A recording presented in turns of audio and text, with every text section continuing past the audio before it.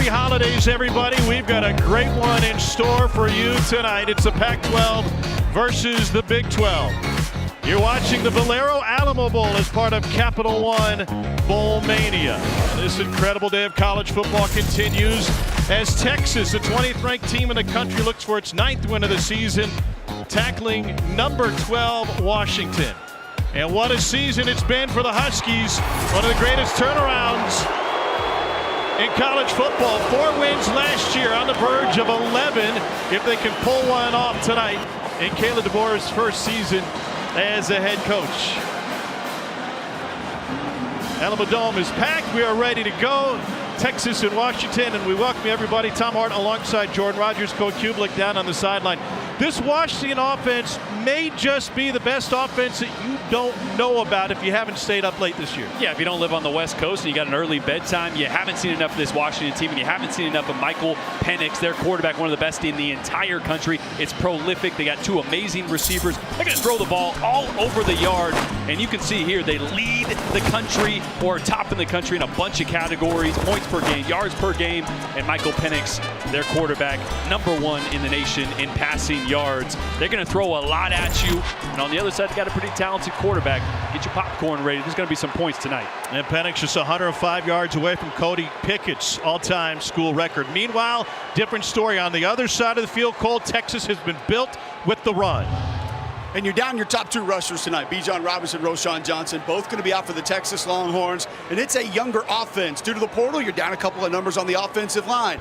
May keep you from going with some bigger lineups. Down at numbers at wide receiver, but extra time for Coach Sarkisian and this offense to prepare. I want to see if this Texas offense, Tom, is dedicated to running the football tonight. If it's me, I'll come out early, establish the tone, maybe a misdirection right off the bat. Try to get that Washington defense moving east and west. Quinn Ewers, extra time to prepare. Hasn't been great down the stretch, but there is big capability inside this Texas offense. I think the run game has to happen first if they're going to find it. All right, Cole, thanks. Steve Sarkisian and his quarterback, Quinn Ewers, have been center stage many big moments of college football this year, and they'll take it tonight. Texas won the toss. The Longhorns have elected to defer, and so Washington will receive. You may imagine we are in Longhorn country for the most part, just about 75 miles away from Darrell K. Royal Memorial Stadium in Austin. This is a pro-Longhorn crowd tonight, but a couple of Washington's biggest wins came on the road this season: at Oregon, at Washington State, to close the year out. Will Stone will get us started. Giles Jackson set to receive. We are underway in San Antonio, and this kick is short, but a fair catch taken. And we get another look at Michael Penix Jr., who announced this won't be his last look as a Washington Husky. The junior from Tampa started his college career as an Indiana Hoosier. 4 starting seasons, but he never finished this season. Injuries derailed him each and every year. The nation's most prolific passer gets the ball tonight. I know for sure there is so much more out there for this team, and the job is still not finished. I can't wait to be back playing in Husky Stadium for the 2023 season. Jordan, this is a program with a lot of momentum. That gave him a huge boost. Huge boost. You don't see many bowl games these days where everybody is back, everybody's going to play. That's Washington tonight. Full strength. Wayne Talapapa is his running back, and they'll start off with a pitch back with a flea flicker. He's going to unload deep, and it is caught for a first down by Jalen Polk. A 34-yard strike to start the game. We mentioned it. This is a team that loves to air it out. I was joking down on the field with offensive coordinator Ryan Grubb. It's like, hey, you gonna take a deep shot, 3rd play, 4th play? What's it gonna be? Help me look smart. Hey, he was holding his cards close to his chest. First play there, flea flicker.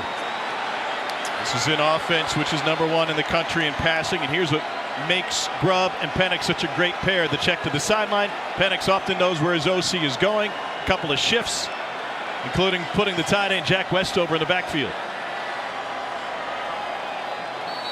And the play clock got late, and they'll have to use the timeout. Washington, that's their first charge timeout of the half. 30-second timeout. So Ryan Grubb wasted no time reaching into his very deep bag of tricks. Yeah, this is one of those that you have circled, and it's the #1 on your first 15 plays for the last couple weeks.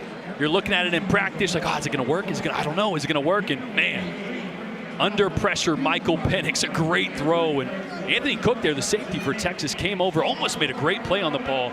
But Jalen Polk, really the third receiver for Washington. He's dynamic too, but great job bringing that one in. So we've seen this a couple of times this season with Penix and Grubb, because they do a check with me and they like to shift and use multiple motions. The play clock can get pretty deep on them. Yeah, and it's a dangerous combination for any defense, right? They're going to give the illusion of tempo. They're going to get to the line of scrimmage quickly, get the picture, see what the defense is going to do, look to the sideline and change it up to try to be in the perfect play every single time. Quentin Moore shifts. That'll be the lone shift to this snap. Penix moves the pocket as he's so good at, and rainbows one that's too strong. That time trying to find Taj Davis. And what we'll see a lot of tonight, Michael Penix Jr. never stands still. Yeah, we call it changing the launch point, right? When you're a defensive lineman, you have an idea where that quarterback should be on a passing play, right? Right in line with the center, 5 to 8 yards deep. Not Washington. About 30% of the time, they're going to move the pocket, half roll, sprint out, move Michael Penix, and keep this defensive line off guard. And here he goes again on the move on 2nd and 10. Incomplete, trying to find Davis. You guys saw the shot plays early from this Washington offense. They are the most efficient offense in college football in scoring touchdowns on their initial drive. 9 out of 12 this season, fellas. They have put the ball in the end zone. Impressive number by the Huskies. That's great play calling and having one of the best quarterbacks in the country at the controls. 3rd and 10 on this opening possession. And Texas moving some guys around on their front. Play clock now at 10. Looks like a Jolie Dunn defense out there, Cole. Everybody standing up. Wild defense, no hands on the ground. They bring 4. Penix stays in the pocket and is picked off. Jaron Thompson with his first pick of the season.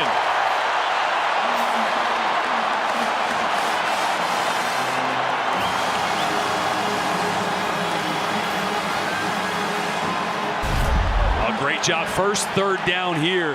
Kwiatkowski, defensive coordinator for Texas, does that little radar look. Everybody's standing up.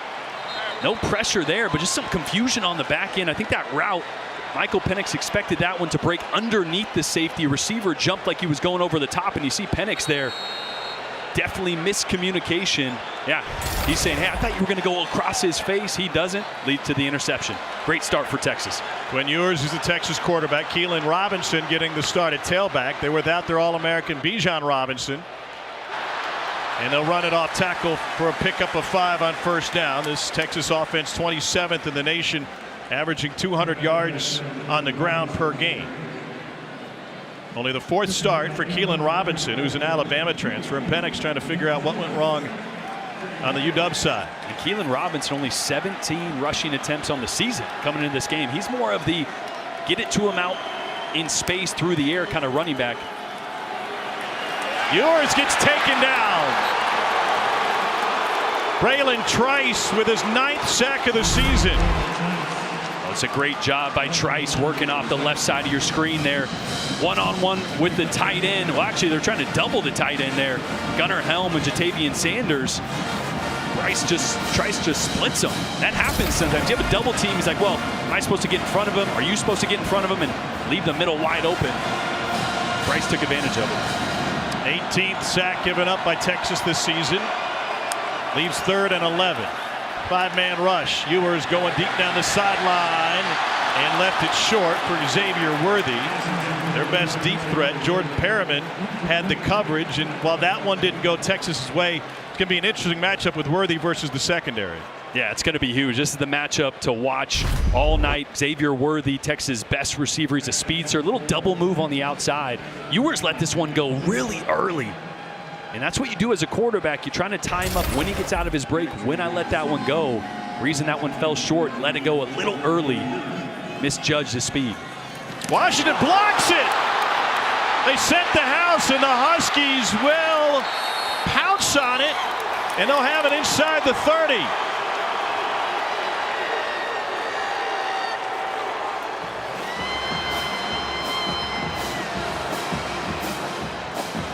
A lot of movement up front for Washington. Watch the looper right here. He's going to loop around, little stunt. You see that a lot with defensive linemen in pass rush. Don't see it a ton on special teams, and nobody there. Ulofoscio came in to get it. He was a blue chip recruit a few years ago, but has been beset by injuries and back on the field tonight. And a big block for the Dogs, and now they got it at the 30-yard line.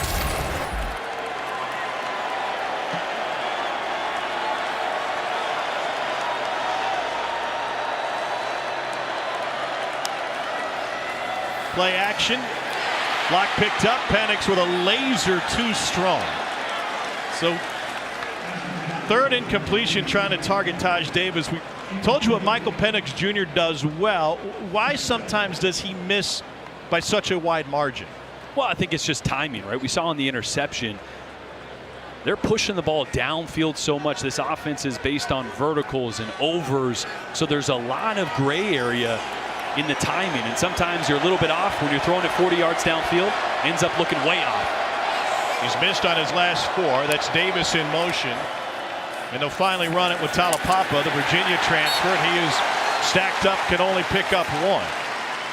Very good and big front 4 or 3, depending on what they do for Texas. Both interior guys for Texas pushing 350 pounds. Keandre Coburn, Devondre Sweat, number 99, number 93 in there. Byron Murphy, number 90 in there, 300 plus as well. They're big up front. Going to be tough for Washington to move them around. That's why you'll see Penix reset that pocket so much. Blitz coming. Penix goes to the out route and incomplete. Trying to get it to Jalen McMillan. Anthony Cook had the coverage. Penix completed his first pass. He is 0 for 5 since. And Texas dialing up a little bit of pressure. Penix had to get this ball out earlier than he wanted to. Little high. And Anthony Cook almost made the play on the big flea flicker to start the game. Does a great job of splitting the receiver's hands there so McMillan can't bring it down. And so Peyton Henry on for a 46-yard attempt. His long is 50, and Washington late getting an offensive lineman out there.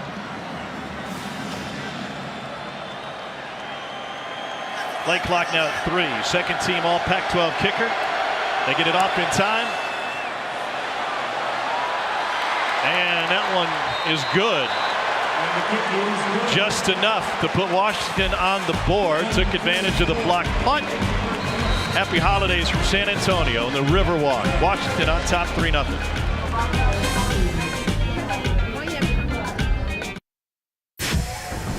You're watching Capital One Bowl Mania. Welcome to the Valero Alamo Bowl as part of Capital One Bowl Mania. Washington got the block punt, gave him great field position, and took advantage with a field goal to go up 3-0 on 20th ranked Texas. And the Longhorns will get another crack at it in just a moment. Grady Gross will kick it off. Keelan Robinson set to receive.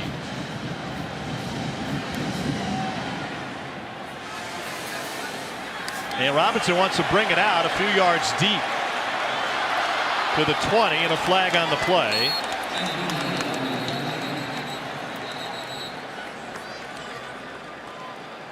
Got an ACC crew tonight. Holding, number 37, return team. 10-yard penalty from the spot of the foul. First down. Well, let's get to know Quinn Ewers, who is a local kid. Was born here in San Antonio, went to that fantastic TCU comeback against Oregon a handful of years ago when Gary Patterson was the head coach. Eventually, coming out of South Lake Carroll, did play his senior year of high school, went to Ohio State, and now a starter at Texas, and the 6th freshman quarterback to start 10+ games his first year. A little bit of a roller coaster year, though. Started really strong. Obviously had the injury, missed 3 games. And has struggled to get his rhythm in the second half of the season. But I tell you what, one of the more talented throwers of the football you'll ever be around. It was impressive to watch him down on the field earlier. They'll run it with Keelan Robinson, and he is taken down by Jeremiah Martin, but there's a flag on the play. Personal foul, face mask, defense, number 3, 15-yard penalty, automatic foul. It's a flag in the first team all-conference defensive end for Washington. Now the vocal leader, ringleader down there. He's a big defensive end too, around 270 pounds. He's got the hands up and around Keelan Robinson's face mask there. He's going to be a big part of this game plan tonight, rushing off the edge.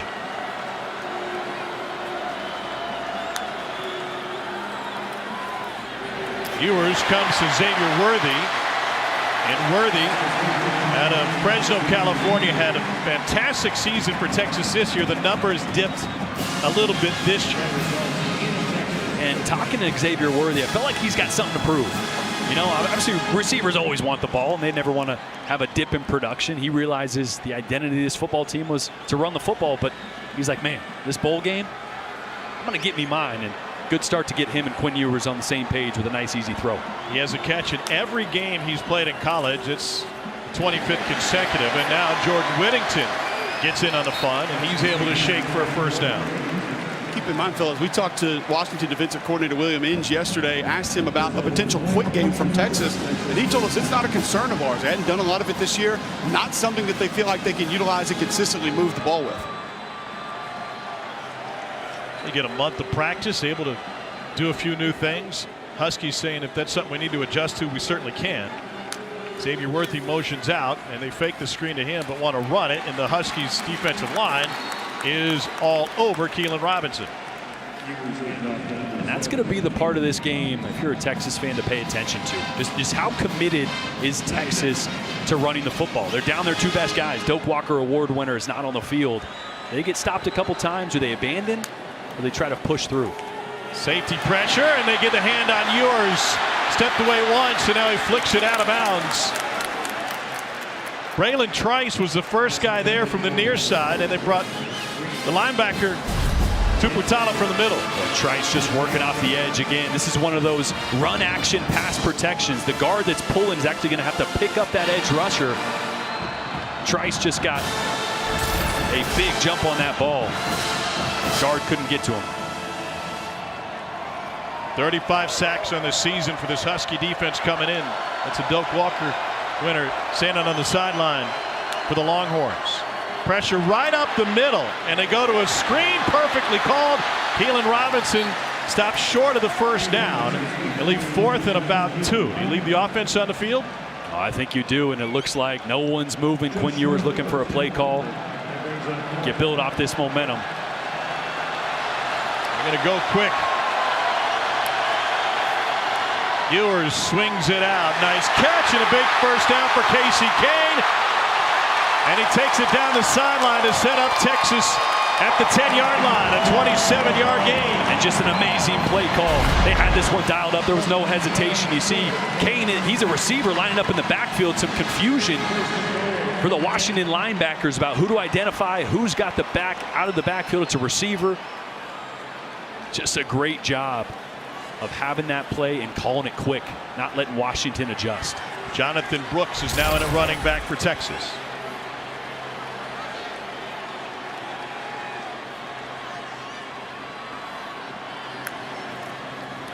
Brooks will not get it on play action. They were trying to get it around the corner to Whittington.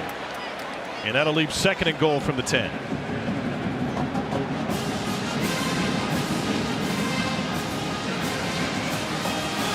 Quinn Ewers, 14 touchdowns, 6 interceptions. One of the biggest games of the year in college football when the Texas defense showed up in a big way against Alabama. Ewers was hurt that game, and it's been a roller coaster ride for him in his first year playing after redshirting at Ohio State. Now second and goal.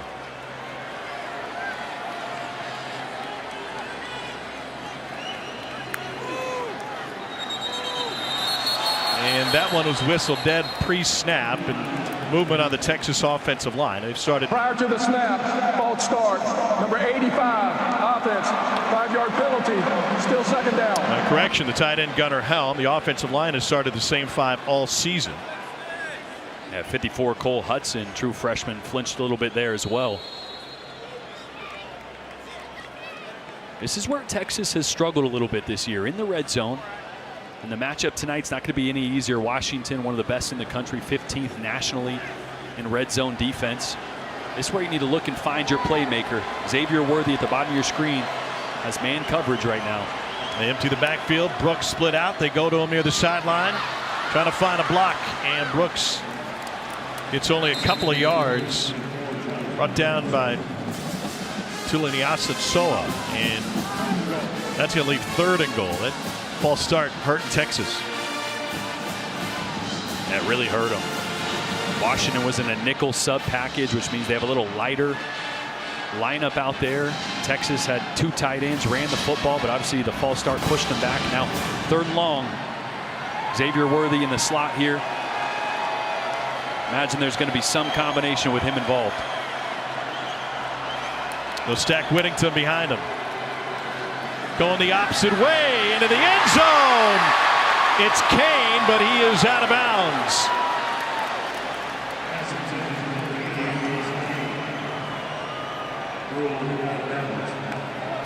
Had man coverage to that side. Don't mind him taking that shot. Ball had just a little too much air on it. When you throw this ball, it's either got to be air into the back pylon or on a line drive, back shoulder to the front pylon. Kind of caught his receiver in between. Left that one too far out of bounds. So Bert Auburn, who's 5th in the Big 12 in field goal percentage, on to attempt a 30-yarder. And the chip shot is good. Texas has answered Washington's score. 7:52 remaining in the first. We're tied at 3.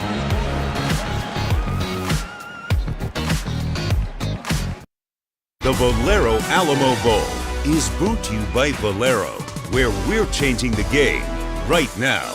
And Visit San Antonio. Plan your trip at visitsanantonio.com. It's only the 5th all-time meeting between these two programs. The most recent coming in 2001 was Cody Pickett against Major Applewhite. It was a monster Texas comeback. Mac Brown's team trailed by as many as 19 points, but Ivan Williams, the game winner, on a 3-yard run with just 38 seconds left. Largest bowl comeback in school history. Major went for 473 and 4 touchdowns in that game.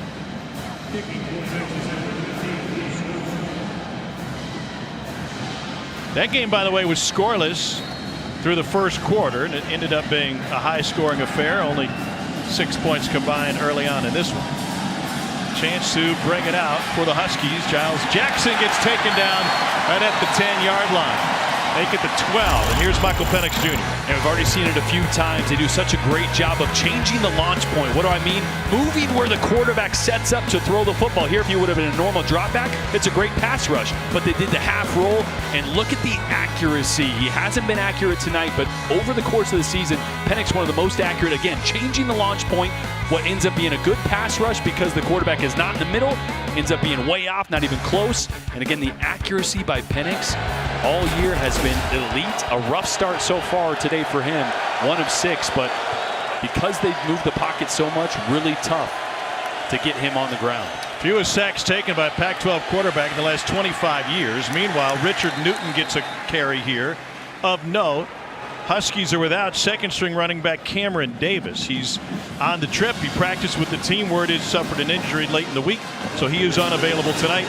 Bumps Newton up to second string, and he's in here for what is the 3rd series for UW.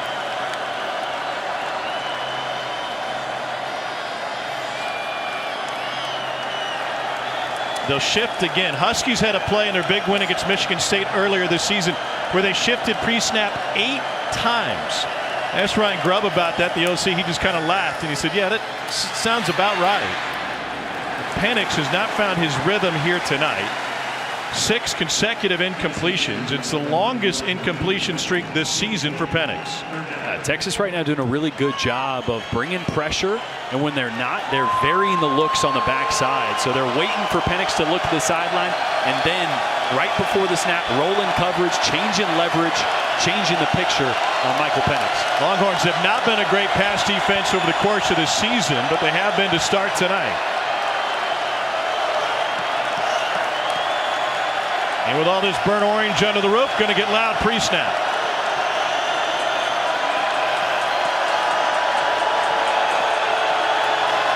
Longhorns bring only 4. Penix lets it go, and that is caught on the sideline by Rome Odunze. It's a pickup of 12. One of 2,000-yard receivers for the Dogs this year. And a safety blanket for Michael Penix Jr. He wants the drive route there. It's covered kind of late. Gets the comeback all the way across the field. It's a big-time throw, and a great job by Odunze going up, getting both feet in bounds. He's a special player, first-team All-Pac-12 player. Led the Pac-12 in yards per game. He has 71 catches. McMillan, his teammate, has 71 catches. First time UW has had 2,000-yard receivers in the same season, and now the tight end Westover. Well, guys, we are in Texas. You can go get ribs all the time, right? Watch left tackle Troy Fuutanu going for a full slab. Jordan, I know that's your favorite right there. Extra sauce on that slab. Yeah, poured the extra sauce on at the end there, just how I like it. Penix has time and again goes to his tight end Westover. That's a gain of 5 and a first down. I will go out and tell you guys right now, Troy Fuutanu at left tackle, Bo Davis, defensive line coach for Texas, told me he loves how aggressive this Washington group of tackles sets. That means they set laterally, not back. Fuutanu has been beat twice inside right there. Quick throw earlier, got bailed out by the running back. Just something to keep your eye on for later in this game. Fuutanu has played like some of these guys in this offensive line at different stops. He started the first 2 games at left tackle, moved into left guard, back out to left tackle. A versatile and veteran offensive line for the Huskies. Incomplete.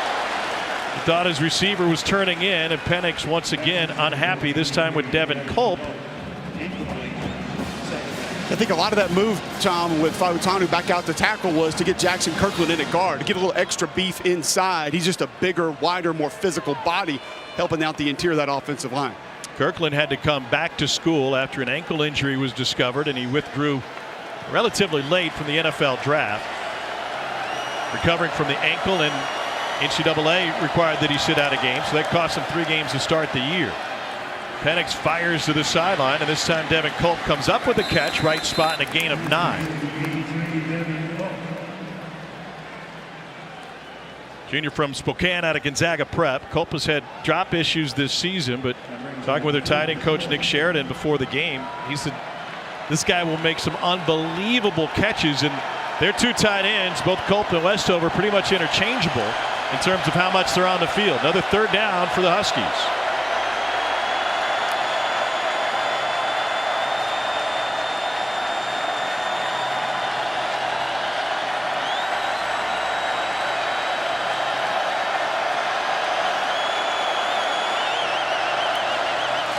On 3rd and short, they swing it outside. McMillan's got the first down, and what almost looked like he got taken down by a face mask by Darren Thompson, the way his head got yanked back. First down regardless for the Huskies. Yeah, a little zone read. It's a great pull by Michael Penix.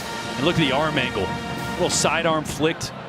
Get the ball around the defensive end out to Jalen McMillan. He's not the quarterback that's going to keep it on the zone read, Michael Penix. A lot of injuries over his career.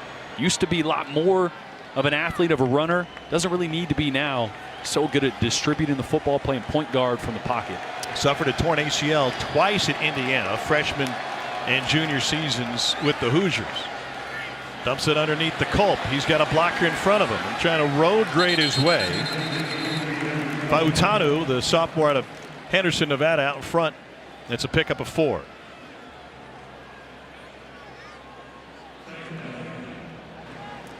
Have not seen wide receiver Jalen Polk, fastest player on this football team, in the last 2 series. Tom, I watched him over on the sideline.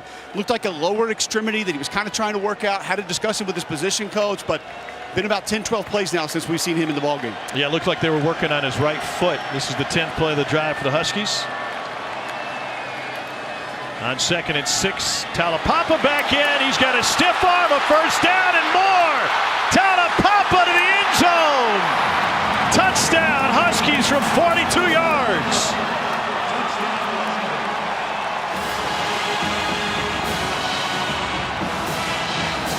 He is a home run hitter. And great push right here on the double team.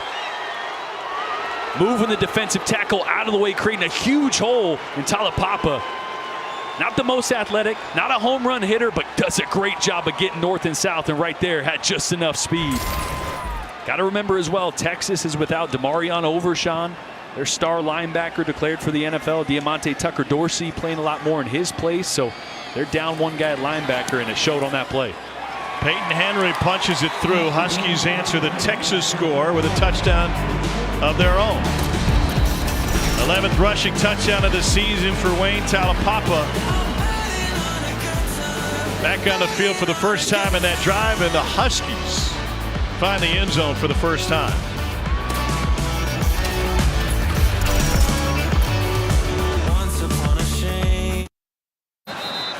Texas head coach Steve Sarkisian and his Longhorns trailing Washington 10-3. He said the next step is to finish games.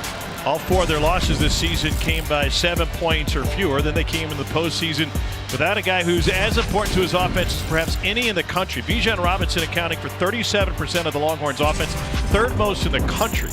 They'll take a big step up. They had a great signing day, and that includes Arch Manning, son of Cooper, nephew of Peyton and Eli.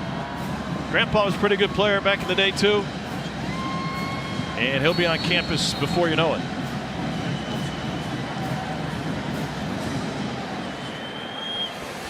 No return for Texas. Friday on ESPN and the ESPN app, former ACC rivals square up in the Duke's Mayo Bowl with Maryland and number 23 NC State at noon Eastern. Then it's number 21 Notre Dame and 19th ranked South Carolina in the Taxslayer Gator Bowl. Saturday at noon Eastern on ABC, Iowa gets a rematch with Kentucky in the TransPerfect Music City Bowl. Including their full bowl wins, Mark Stoops' team has won 20 consecutive games against non-conference opponents. Be without Will Levis in the postseason game.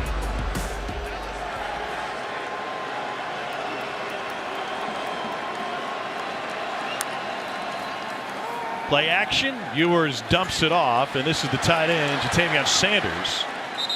The deep ball is such an important part of what Kyle Flood and Steve Sarkisian want to do. How does Ewers' talent fit into that? Oh, he's got the ability for sure to push it downfield. He can fit it anywhere on the field. Problem is just the accuracy and timing hasn't been there the last 4 or 5 games or so. Started the season really well, had the injury, and obviously this offense is based on the run game, the play action. Struggled a little bit on hitting those deep balls consistently down the stretch. A hesitation by Jonathan Brooks before he picks up 4. It was a great start to the season for Ewers, but inconsistency over his last 5 starts on the deep ball, 15 yards plus downfield, only 33% completion rate. Yeah, and in talking to Quinn just yesterday, he mentioned, spend a little extra time with Xavier Worthy, by ourselves in bowl practice, need to clean up some of my footwork, get back to some of the basics. So it's not broken. I mean, we know the talent's there. We know where they can execute it. Just got to get back on the same page. And you could see in his eyes and in his words that Xavier Worthy has been frustrated by it. It hooks up with him here, and that's good for a first down. And that right there will help the deep ball. Washington playing a lot of soft zone coverage to the boundary and the field. So every time you just take it, you take the 5 yards, you take the 8 yards, those DBs start to get heavy feet, start to get the eyes in the backfield, start to inch up, and that's when that shot play can hit right behind it. Worthy's been a great weapon. Big 12 Offensive Freshman of the Year last year, the first for Texas since Colt McCoy, but that one is blown up. Christopher Mull, the UAB transfer, finds his way into the backfield. It's a loss of 1. Wow. Like a rocket coming here from the weak side linebacker position. It's a great read. Just get skinny. Double team's supposed to come off to him, but reacted quick enough to avoid it. 2nd and 11 for Quinn Ewers in Texas. Going to the slant, that's Xavier Worthy for the catch. So talking with Quinn yesterday, it was interesting. We talked about his development, and he said, I had a plan. My head coach at South Lake Carroll, Riley Dodge, had a plan for my development my senior year. Then the decision was made to skip my senior year and go to Ohio State. So I lost that aspect of the development, but I gained a year in the quarterback room with C.J. Stroud and Ryan Day in Ohio State. And now they go play action on 3rd and short. Ewers trying to run for it, and he picks it up with his legs. And he picks up 5. So you got to remind yourself when watching a guy, previous #1 recruit in the country, that development has been staggered over the last couple of years. Yeah, didn't have a senior year like you mentioned, and we kind of asked him, do you feel like a true freshman? And that's when he said, no, not really. I learned so much from being in the meeting room with Ryan Day, with C.J. Stroud, how he watches films, how they communicated coverages and concepts to each other. He said, I was like a sponge. I soaked it up. So I feel like that was a big part of my development that helped out having missed that senior year. They'll run it with Brooks. The other aspect of that is he only played 6 games his junior year. So, Cole, when we talked about being at South Lake Carroll, he's like, man, I only played like a year and a half. Yeah, I was hoping that he was ranking himself ahead of McElroy as far as South Lake Dragon quarterbacks all the time. He wouldn't go that far. But you guys talked about him thinking he's a freshman quarterback. I thought it was interesting that both Sark and Kyle Flood said we treat him like a freshman quarterback just based on the amount of football he's played. Well, they've had some good ones over the years. There's a national champion watching on the sideline. We're a quarter into this one. Vince Young watches on. Texas down 7. Welcome back to the Valero Alamo Bowl as part of Capital One Bowl Mania. Great night at the Riverwalk last night. Made it to dinner. Nobody fell in walking back. I count that as a success. Well, speak for yourself. I think you tripped on a few steps. I don't know if it was the first bottle of wine or the second. Maybe it was the 8 orders of guacamole we had. Could have been drunk on avocados, 2nd and 8. Quinn Ewers 8 of 12 to start this game. Pressure up the middle picked up, and he slings it to his tight end Jatavion Sanders. Get wrestled short of the first down and leave 3rd and 1. Boy, great little flick here by Quinn Ewers. This is what makes him so special. The sidearm flick. I mean, such a natural thrower. Look at that. Falling away from the ball. Wasn't a long throw, but you'll see him push the ball 30, 40 yards downfield looking exactly like that. A little bit high on that delivery, and it gave Washington a chance to cut down Savion Reed. And he is down short of the marker, and he was down before the ball came out. Savion Red, excuse me. The last 4th down decision, they went quick. You can see they got the play call, trying to line up quick here again. Brooks is the running back. Texas without its top 2 running backs here in the bowl season. Ewers throws behind and low, and Texas turns it over on downs. Perriman mixed up with Worthy in the coverage downfield.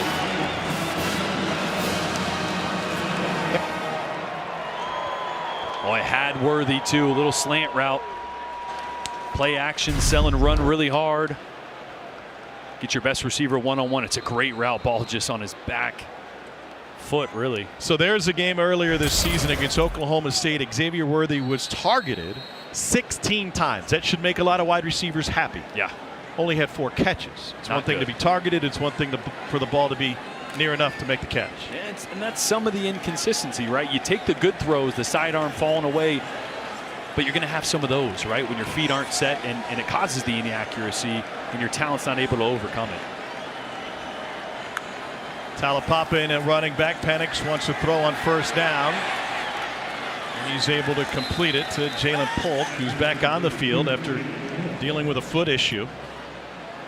Transfer from Texas Tech. He's from Lufkin, Texas. They've had some pretty good wide receivers come out of there, including Dez Bryant. Met with him yesterday. I said, rank him. He goes, put me right behind Dez. Most wide receivers don't have that humble bone, do they? No. That's what makes him great, though. Kiki Cody, who started Texas Tech before going on the NFL, also from Lufkin High School. Play clock at 5 on 2nd and 7. Quick hitter to the outside, and McMillan shook the first, shook the second. Taken down by the 3rd. Deshaun Jameson ends up a gain of 3 after all that. Well, another exotic look by Texas. That time they stacked the line of scrimmage, went cover 0, forced the ball out of Michael Penix's hands quick. Did a good job forcing 3rd down. There's Diamante Tucker Dorsey filling in for DeMarvion Overshawn. Huskies 2 of 4 on 3rd down tonight.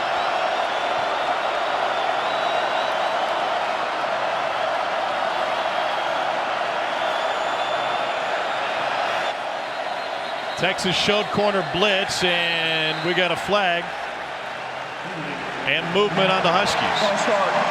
Number 83, offense, 5-yard penalty.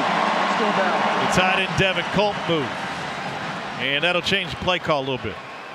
interesting. I really like the game plan by Texas defense because it's not what everybody else has done. Washington's actually one of the least blitz teams in the entire country, 107th actually. So because they move the pocket so much, because Michael Penix is so great at getting the ball out and throwing under pressure, most teams are scared to blitz. Texas, not so much. They've really mixed up their looks. Talapapa motions to the backfield. You can see here again all these guys trying to confuse the Washington offensive line. Play clock ran out on him. Play of game. Offense. 5-yard penalty. Still third down. First possession of the game, the Huskies had to use a timeout to avoid that same penalty. Didn't burn one here. It's going to cost them another 5. Yeah, we talked to Kalen DeBoer about that yesterday. Said, man, I don't like to burn those. I know it's going to happen at times because we line up, we look to the sideline, try to get in the perfect play. Wanted to save one of those timeouts this time. From 3rd and 4 to 3rd and 14. Texas brings 4. Penix leaves the pocket, still wants to throw, and lobs it deep downfield. Incomplete and no flag. Odunze got turned around by Cook. But these ACC officials kept the flag in their pocket. Oh, there was definitely some contact there from Anthony Cook. You see him pull the left shoulder pad of Odunze. Would have been a really tough catch, but he was definitely there early. Definitely some contact. Side judge pointing to his knee like I think he thought that maybe they got tripped up. I agree with you, though, Jordan, seeing it down here from the field. And look incidental. Xavier Worthy back to receive this punt from Jack McAllister. Texas nearly got it. And there's a flag on roughing the kicker. Longhorns ran in the same situation against another purple team late in the game against TCU, nearly got it.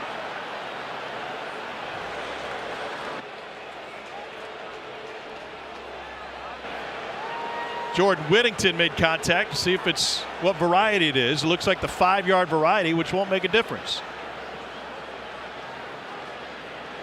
Running into versus roughing.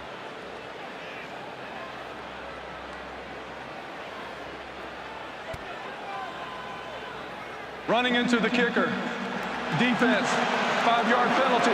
Replay 4th down. Boy, usually you got to sell out and dive to block the kick. Jordan Whittington got there so fast. He doesn't really know what to do. He kind of just jumps in front of it almost. Gets a leg out. That's a good call. Definitely ran into the leg there. Yeah, but should that have been roughing instead of running into? Yeah, very well could have. Leg up in the air. They'll re-kick. It was only a 35-yarder a moment ago. Xavier Worthy fumbled the fair catch, but out of bounds. Washington leads Texas 10-3. We got a flag on the far side. Holding. Number 4, receiving team. 10-yard penalty from the end of the kick. First down. Media timeout. So they ended up getting 15 yards worth of penalties on the kick anyway. It was Whittington both times. Quinn Ewers and the Texas offense back on the field after this.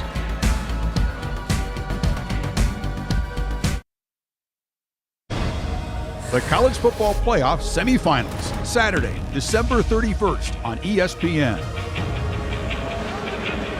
So the Mega Cash is back for the CFP semifinals on Saturday. 9 different viewing options for each semifinal. There's only one.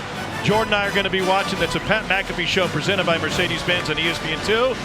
Featuring not just Pat McAfee, but among others, Cole Kublik. Cole, what do you got? We got Taylor Lewan, AQ Shipley, Super Bowl winning center for the Tampa Bay Buccaneers. Everybody knows Taylor played tackle at Michigan. Little RG3, we might let him talk some quarterback play occasionally. Yeah, RG3 played in a high-scoring game here in the Alamo Bowl. And Kalen Robinson with the carry there picks up 6. Who is Cole Fullen? RG3's not going to get to talk. No. Cole Kublik, a lineman. Taylor Lewan, a lineman. They're going to be talking about those big beefy boys all game. Shipley's going to block him out too. It is the most trenched knowledge on a single television broadcast in the history of television. Here's 2nd and 4. Robinson taken down just shy of the line to gain by Alfonso Tuputala. Got a game-high 9 tackles in the Apple Cup.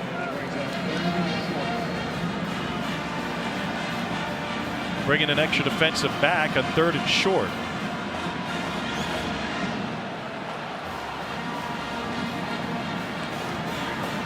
Used to be a guarantee with Bijan Robinson in the backfield. And a little harder tonight for Texas in between the tackles. They'll run it, and Washington comes up with the stop. Robinson snuffed out by Savell Smalls. A little inside zone just takes a minute to develop as Whittington goes across, and Smalls does a great job of crashing the mesh, getting right all over that. And so the Longhorns will run the punt team out, led by Daniel Trejo, who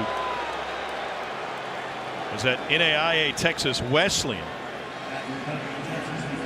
John Robinson and Roschon Johnson, spectators only tonight. Trejo to punt it away.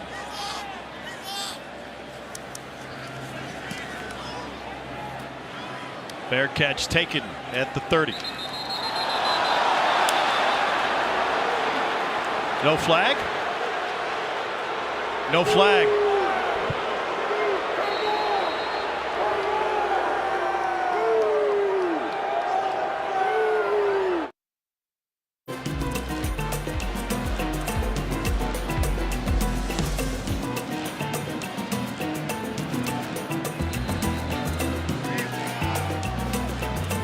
I promise the boats don't really move that fast down on the Riverwalk. I'm Hart, Jordan Rogers, Cole Kublik, our fantastic ESPN crew tonight from the Valero Alamo Bowl. A lot of burnt orange in the stadium. There's a lot of burnt orange walking down the street to come to this game. Steve Sarkisian said, why load up and ride buses when we could just walk to the game? It's a home game de facto for them, so I didn't want to walk. I walked all the way almost a mile, me and Cole, for breakfast tacos this morning, and that was about all I needed. Tacos were 7 great. more miles to walk them off. Yep. Shout out to Pete's Tacos. Have that again. Thanks for being my Grubhub drivers and delivering back to the hotel. Here's Lazy. Penix Jr. dedicated. How about that? And Washington will run it straight ahead with Richard Newton.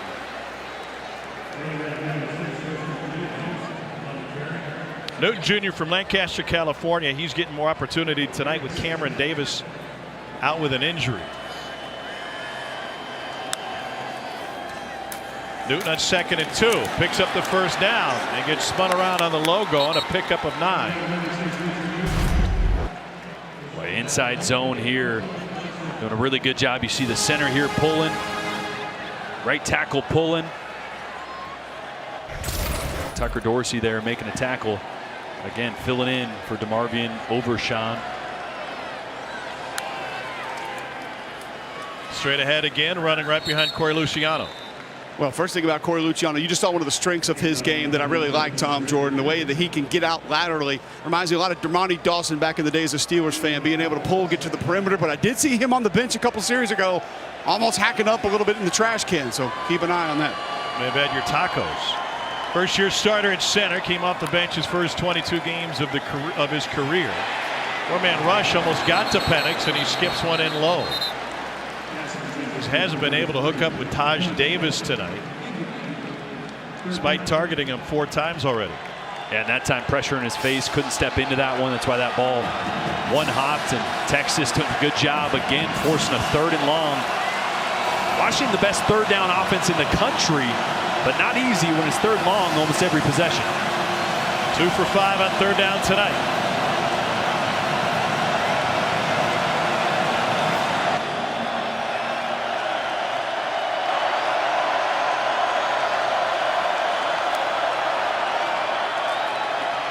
Out of the backfield, Talapapa, and gets taken down in the open field after a gain of only 4. Jahdae Barron was the first one there, junior out of Austin Connolly. And the punting team will come on the field for the Huskies with 7:50 left in the second, rolling. Boy, time and time again, Texas is affecting the middle of the pocket. Michael Penix just does not have anywhere to step up, doesn't have a feeling like he can sit and wait for things to develop downfield with noise in his face. Texas doing a really good job slowing down the #1 passing attack in the country. With that big push. Ball start. Offense. All 11 players will not step prior to the snap. 5-yard penalty. Still 4th down. A big push coming from the D-line, and their coach, Bo Davis, who had a pretty good one back in the day at Alabama, and Terrence Cody, so he knows about that interior push. McAllister to punt it away again.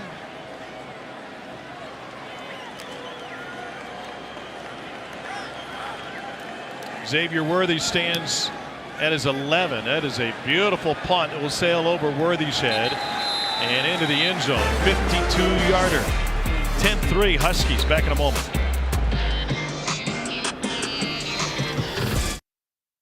The Valero Alamo Bowl is brought to you by Valero, where we're changing the game right now. And Capital One, what's in your wallet? Take you back to the 2011 Alamo Bowl. Steve Sarkisian, head coach at Washington. Baylor led by the Heisman winner Robert Griffin III. 123 combined points, most in regulation in a bowl game. Also 1,397 yards of offense, 17 touchdowns. Baylor's 67 points were the most scored in bowl history until 6 days later when West Virginia put 70 on Clemson in the Orange Bowl. Ewers to the perimeter. Here's Xavier Worthy.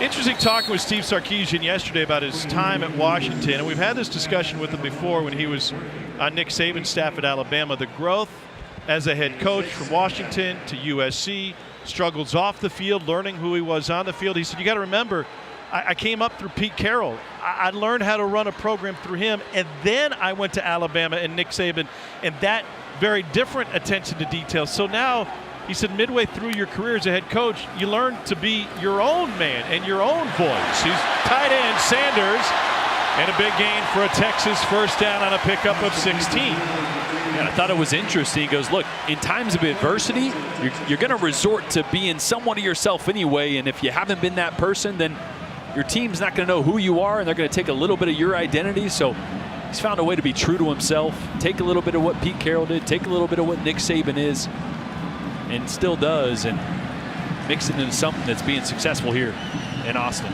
You know, that's a pretty good mix. Yeah. If you're a young coach out there and you're like, hey, who are the two guys I could work for? To get both extremes, swing out to Worthy, and he picks up just a yard. I feel like maybe the most important lesson he took from both was what he said he learned from Nick Saban. Adapt or die. There's a reason there are no more dinosaurs. And in today's college football, fellas, I think we all know you better be flexible, better know how to change, better know how to do things different. Well, the real reason is an asteroid, but I understand what you're saying, Cole. They were better swimmers. You never know. 2nd and 9.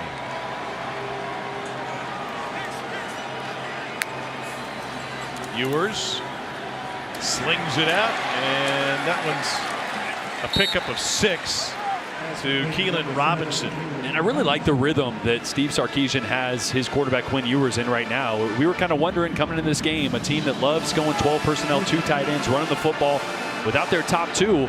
Will they keep doing it, or will they try to go more quick game? That's what they're leaning on now. Incomplete, trying to find Whittington on 3rd and 3. If Bijan Robinson is in the game tonight, are they throwing it on 3rd and 3? No, they're handing it off. He's an eraser. He was an eraser. Right? Didn't have to be perfect. He would make you right. So those 3rd and short's tough, but I love the play call there. Sprinting left, ball a little low, but Jordan Whittington had a chance. Should have pulled that down for a first down. So Danny Trejo on to punt it away again. Now 4th and 3.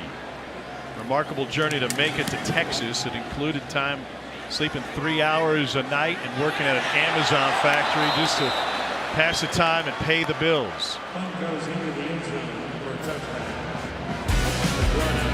4:50 left in the second. Who's who?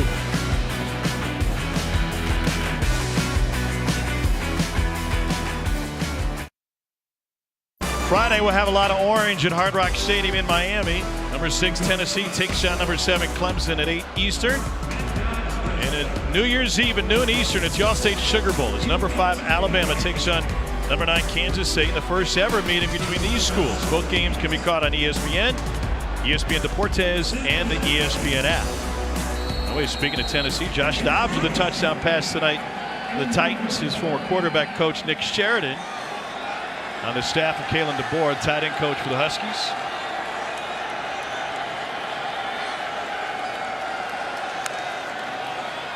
Penix, slow play action. Pressure. Hit as he throws, and he unloads deep. It is off the fingertips of Jalen McMillan. Boy, a really good ball. T'Vondre Sweat, number 93 right here, is going to find his way through the middle there, getting pressure on Penix. But this ball is about as good as you can throw with the pressure there. McMillan just couldn't get two hands on it. Wow. Really close to a huge play, but again, making Penix uncomfortable. Hasn't had too many clean pockets. He's 10 of 20 through the air tonight, and he delivers a bullet to Taj Davis, who gets taken down by Barron. First completion to Davis in 5 tries to pick up a 7. Which is why you do that, though. I mean, change the launch point. Move the quarterback. That's what they did so much against Washington State 30% of the time, so almost 1 out of every 3 times they moved the pocket. 3rd and 3. Huskies 2 of 6 on 3rd down tonight.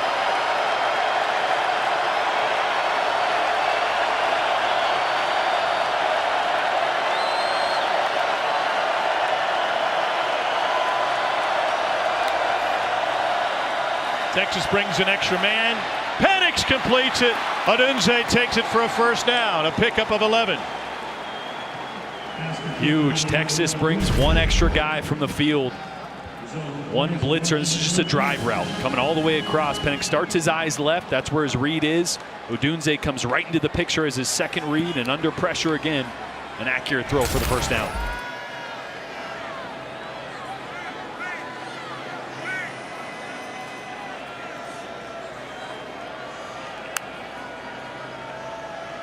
Texas gave away the coverage, and Penix with a check to the sideline.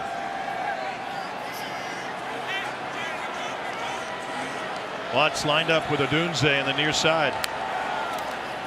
Talapapa will run it, and he's got a big gain. Cole, what have you seen from this UW offensive line this year? Well, when they've been and had an opportunity to run the football in a north and south manner, they're pretty good. They get attached, they understand shoulder to shoulder, stay square, they drive, they finish, but they're super athletic. We talked earlier about the center being able to pull around both guards, great pullers, and they've got some versatility, as we talked earlier in the broadcast about those pass sets. They can quick set you, they can set vertical, deep, and back. And that's because you have an offensive line coach as your offensive coordinator and another offensive line coach that's coaching them every day. Baini Valu, right guard, 2nd team all-conference. 2nd team all-conference left tackle in Fa'utanu.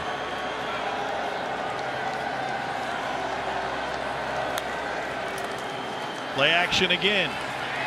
Penix to Talapapa out of the backfield. And another fantastic open field tackle by Jahdae Barron. It's only a gain of 4.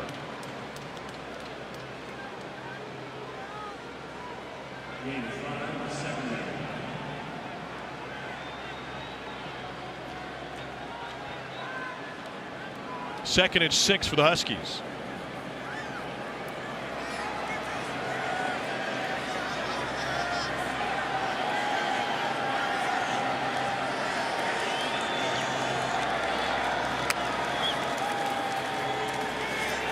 Penix fires wide. McMillan, the intended receiver. Yeah, and this is what the accumulation of pressure will do to a quarterback. Even when you have a clean pocket, there's been so much noise around Penix. Watch as he steps up. He can settle right here. 1 hitch, he should settle. Gets fast feet, climbs in the pocket too quickly when he didn't need to. That's because of all those times he's been getting hit. Your mind starts to speed up and you see things that aren't there. Took himself into another hit. 3 of 7 on 3rd down. They give it to Talapapa on the draw, and he is through for the 1st down. Fantastic effort. Needed 6, got 7. Boy, left tackle Fa'utanu is just punishing people. Another slab there. Colby happy down there, went for the ribs. Picking up a 2nd order. You know linemen always want seconds. Thirds, 90 seconds left in the half. Huskies have a pair of timeouts. Going deep. Too strong once again for Taj Davis. 1:15 to play. We've had some great games today. Minnesota and the Bronx held on against Syracuse to start today. Florida State over Oklahoma leading into this one. Getting a late score. And we've got a touchdown difference here in the first half. But this high-scoring Husky offense, averaging 41 points a game, top 5 in the country, has been held to just 10 points. And they'll have to use another timeout with 10 seconds on the play clock. Timeout, Washington. That's their second charge. Timeout of the half. 30-second timeout. A lot of good football to talk about today. Let's get you back to the studio. Here's Kevin Connors. Yes, and Tom, coming up on the TikTok halftime report, Sam Acho, Trevor Maddich will join me. We'll discuss what TCU must do to beat Michigan in the Fiesta Bowl and the quarterback in the Peach Bowl that our guys trust most in crunch time. Plus, we'll recap a dynamite Cheez-It Bowl and a sparkling performance by Jordan Travis. All coming up on the TikTok halftime report. Tom? All right, KC, thanks. We learned a lot about Cheez-It this week, didn't we, Cole? How many Cheez-It crackers do you think you can take down?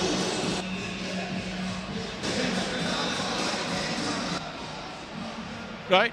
He's in the cone of silence. Wow, surprising. First time I've ever heard an offensive lineman be quiet when you're asking about food. I know. We did hear Well, that. you said Cheez-Its, and I'm told that it's Cheez-It crackers. No, I said No. Cheez-It crackers. You must have Cheez-Its in your ears. You're what's wrong with America, because nobody's going to say that. Cole, anytime you want to start listening and joining the broadcast, you know. That's called finger on the button. It happens. 2nd and 10. Penix 13 of 25 for a $110 here in the first half. Just a 3-man rush. Penix pulls it down, and now he stumbles out of the gate. Will go into his slide to avoid taking a hit and picks up 4. 1:03 and rolling. One timeout left for the Huskies. Yeah, sense of urgency, but third down here. Still a timeout. Got plenty of time. Empty backfield. On 3rd and 6 over the middle. Caught for a first down. Odunze, pickup of 18. Oh, this is such a good throw by Michael Penix. He's got a linebacker in zone coverage underneath. You're going to see him working to the right. He's got a dig route. He's got to put this one with enough air to get over the top of Jalen Ford, but enough velocity that the safety can't close on it. 11th play of the drive. It was tied in. Jack Westover goes down after a pickup of 4. 26 seconds and rolling. Huskies have the timeout. I thought they might use it there. Yeah, finally do. Wasted about 5 seconds, though. 5-6 seconds rolled off the clock there. Timeout, Washington. That's their third and final charge timeout of the half.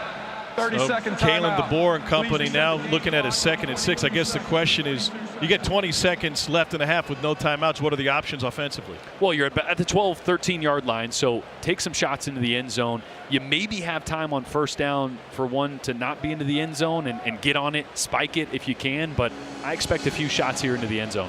Penix has been so good getting out of the pocket, but a couple times tonight he seemed to have made the wrong decision when there's been pressure around him. Well, Texas has done a great job of changing the picture. And what do I mean when I say that? Well, Washington likes to see it, look to the sideline, change the play. Well, Texas is doing the same thing. You're going to change the play? Okay, we're going to roll late. We're going to signal, change the coverage. So what Penix and offensive coordinator Ryan Grubb are expecting, Texas isn't doing, which is a really good job by Kwiatkowski, defensive coordinator for Texas. It's not just that pre-snap movement either, Jordan. It's the post-snap movement that I think is giving that Washington offensive line some trouble. 2nd and 6. McMillan's in the backfield. Timeout used by Steve Sarkisian. Right before the snap, apparently. Timeout, Texas. That's their first charge timeout of the half. 30-second timeout.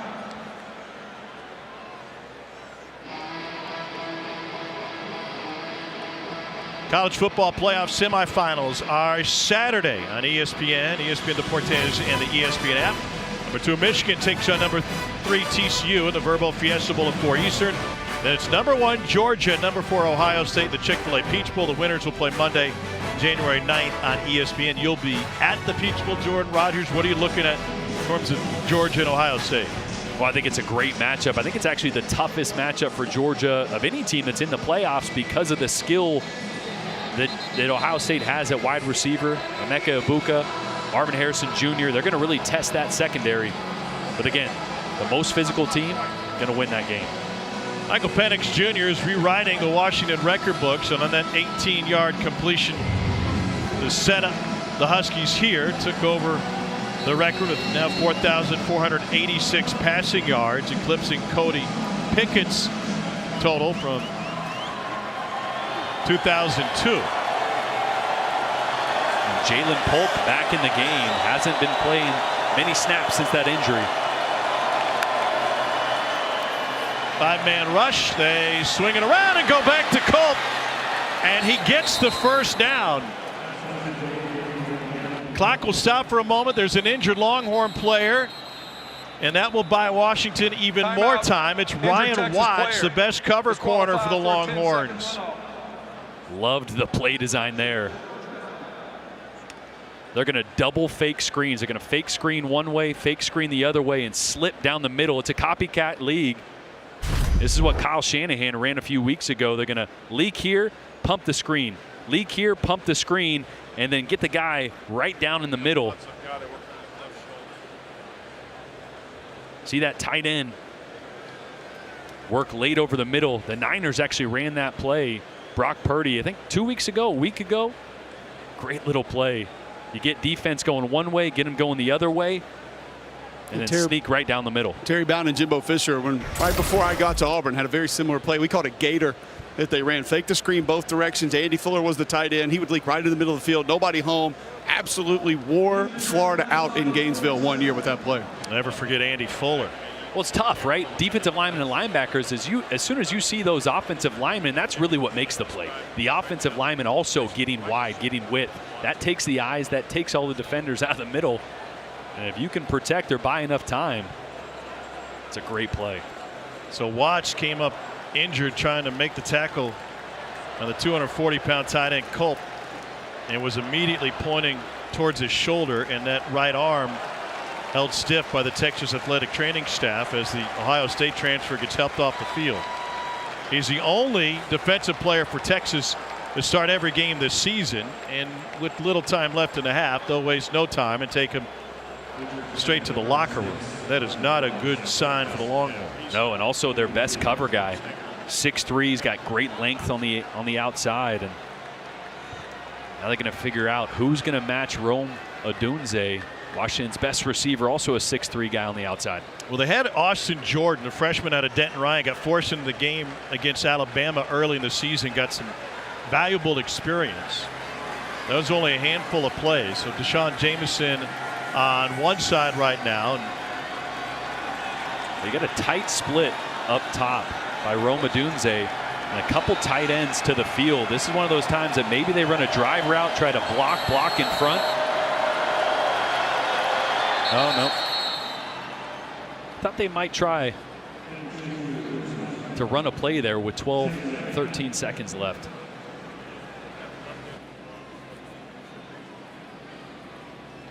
Yeah, you had all that time, right? Yeah. For the injury timeout, why wouldn't you have your best play ready to go?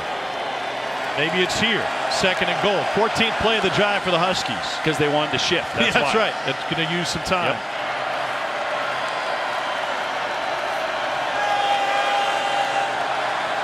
Ten on the play clock. And more motion. Penix will lob this one out of the back of the end zone.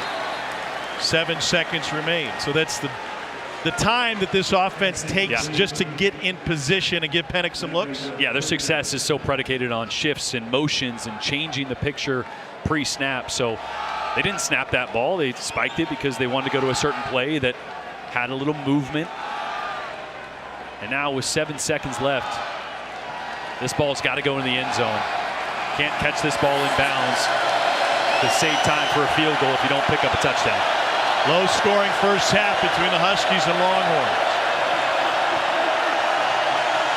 That's McMillan in motion. Fake, fire, incomplete. Too much for Odunze, but still 3 seconds left on the clock. That was a fastball for Michael Penix Jr. Yeah, and I think they were selling a flat route to McMillan. Odunze on the left side of the screen, he's going to hesitate for just a second, and so he's late getting his eyes back to Penix, and so that ball gets on him quicker than he anticipated. You see McMillan behind there. They were trying to sell that Odunze was blocking, then he runs the slant. Just a hair off by Penix. Timeout, Texas. That's their second charge timeout of the half. 30-second timeout. Peyton Henry has already made from 46. This will be from 23. Make it 24. Well, 3 seconds left in the half. Washington defense holding Texas without a touchdown. This season, Allstate will celebrate every field goal and extra point made by participating universities by making a donation to the university's General Scholarship Fund. Thank you, Allstate.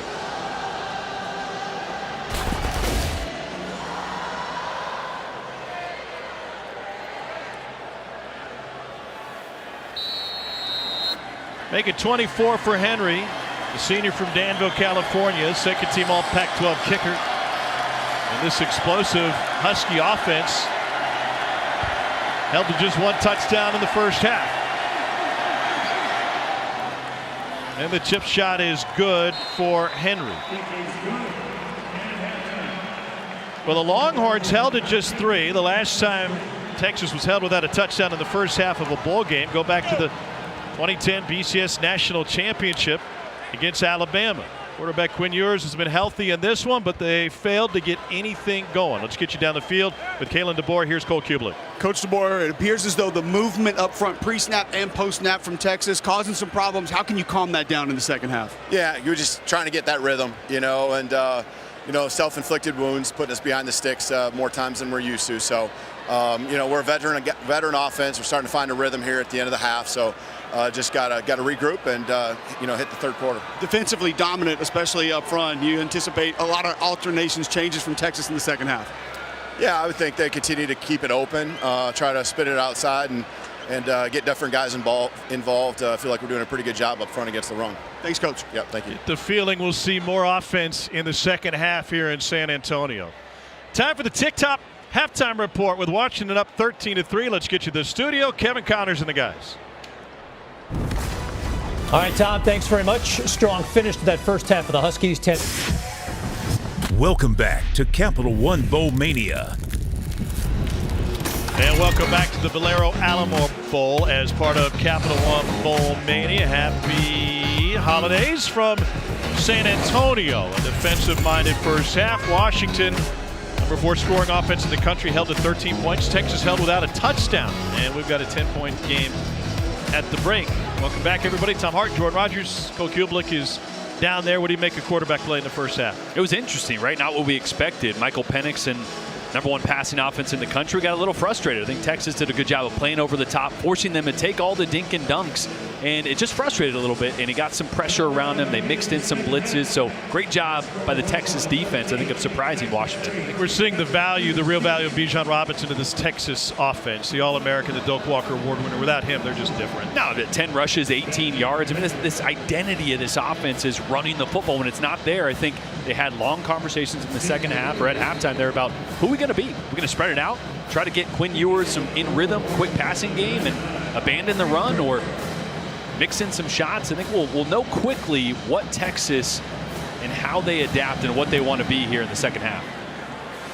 Chance for a return? No, it'll be a touchback. Cole, what'd you learn talking to Steve Sarkisian at the half? I think I can answer a couple of Jordan's questions there. I talked to Coach Sark coming out of the locker room. I asked him, do you stay dedicated to the run in the second half? He said, yes, we have to, but we need to find our runs. We can't just continue to bang our heads against the wall that is that Washington front. I also asked him about pre-snap movement on offense, and he said, yes, it's been calm. I can't move my guys around so much. We don't have the depth for that. And then just for you, Jordan, I said, Coach, what about shot plays? He said, oh, they're coming.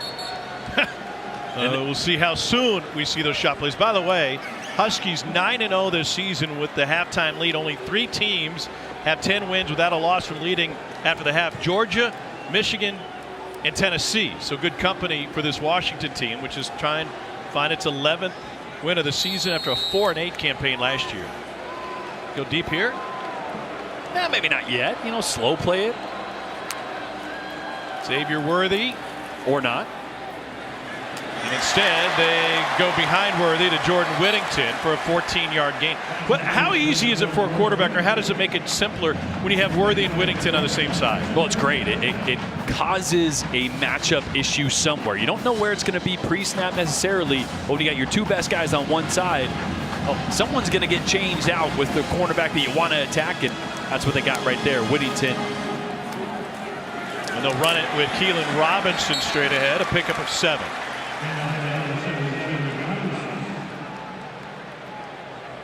Running behind Jake Majors, the center, making his 29th career start. You wanted a shot play. They usually occur. Second and short is a good time, and offensive coordinator goes, oh, okay, well, third and short didn't sound so bad if we miss it, but let's see how dedicated they are, or let's see if Steve Sarkisian was lying to Cole. Worthy matched up with Perriman on the near side. Ewers looking for him, and it's a drop that would have been a first down, and he was already ready to turn up field and go. That's one of those plays that could have been a shot play. A lot of times if you have a vertical by a receiver by himself, if it's soft zone coverage, he'll just sit up on a hitch route. Yeah, he saw and felt the pressure on the inside, tried to run before he had it secured.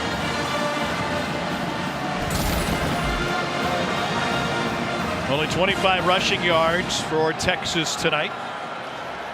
Longhorns 2 of 8 on third down. Washington giving that stand-up look. Ewers has nowhere to go at the moment. Then he slips one out to Worthy. Held on to this one and took it for a gain of 21. Oh, such a good job by Quinn Ewers here. Washington's going to show pressure, and they drop it into drop 8. It's a great job working up in the pocket and keeping it alive, keeping his eyes downfield. And Worthy, that's not his route. It's a good job of adjusting there, getting back towards your quarterback.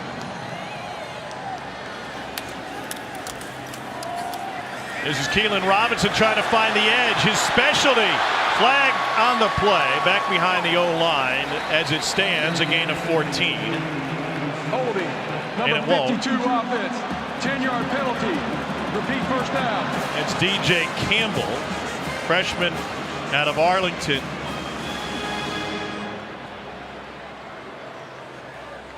The run's going to go outside to the right. So as the defender tries to pull away from DJ Campbell, he's going to get a little bit of the shoulder pad you're going to see with the left hand right there. That's an easy one for that back judge to see.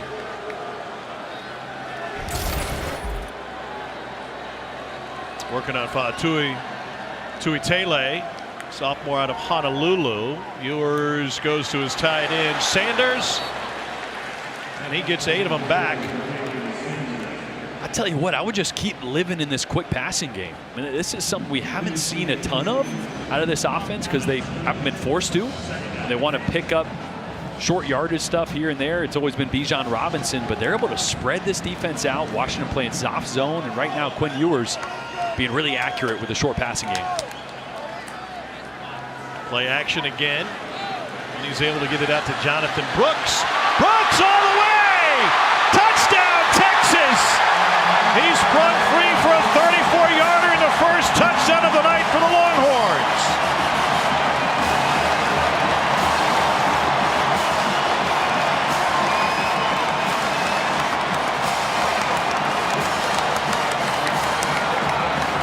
Bijan Robinson out there to celebrate with him.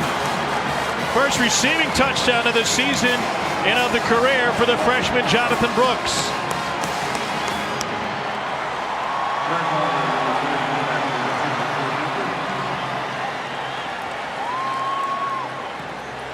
Point after is good. Jake Majors, the center, didn't get a huge block, but just got in the way, and that was about enough. And who needs a shot play when you can dump it off for 3 yards? And Jonathan Brooks takes it the rest of the way. And Texas starting this second half with a bang on the board. 13-10.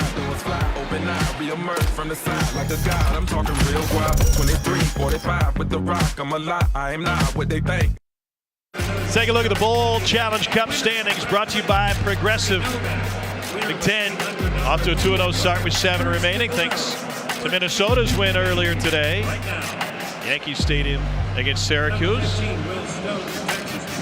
Both the Big Ten and the SEC have 7 games remaining. By the way, it won't be long until we see the SEC attached to Texas in its name. Sports that Texas and Oklahoma can come a year early. Won last year in the Big 12. What does Michael Penix Jr. look like tonight? Well, it's been a frustrating night. Credit Texas defense, but it didn't start well. Miscommunication between the receiver and Penix. Thought he was going under. Receiver goes over, led to that interception. And then it's just been a little bit off on some of the deep throws, and then Texas has really frustrated Penix. They've been all around him, making him move. Good coverage on the back end. You know, it really reminds me, when we were talking about this at the Cal game for Washington, Penix had 380-something yards, 36 completions, but only 2 balls, 2 receptions went longer than 20 yards. Cal played deep zone, kept everything in front of him, and made Penix take those open short throws over and over and over again. A lot of times, that'll frustrate a quarterback. Yeah, after the game was talking with Ryan Grubb. He said, I only threw for 374, but I'm exhausted after this one. Well, Tom, I sat next to Kalen DeBoer at the luncheon yesterday, and I asked him, I said, is there some carryover? Because Kwiatkowski actually coached with Justin Wilcox, who is at Cal, and he said, yes, that's something we're aware of and something obviously that could be problematic. So 2nd and 6 now for Michael Penix Jr. and the Huskies. And they'll go back to the running game again with Talapapa, and he finds 3. That's why you'll see Texas with those 2 safeties over the top. Corner to the field is usually playing off, allowing the receiver a lot of space. It'll be different here on 3rd and short. This is where Texas has chosen to dial up a little bit of pressure. Let's see if they do it here. Good news for Texas. Ryan Watts, who left the first half early with what looked like a shoulder injury, is back on the field for the Longhorns. And he'll rotate back at one of those safety spots. Penix swings it out. And a crawl forward for a first down by Jalen McMillan.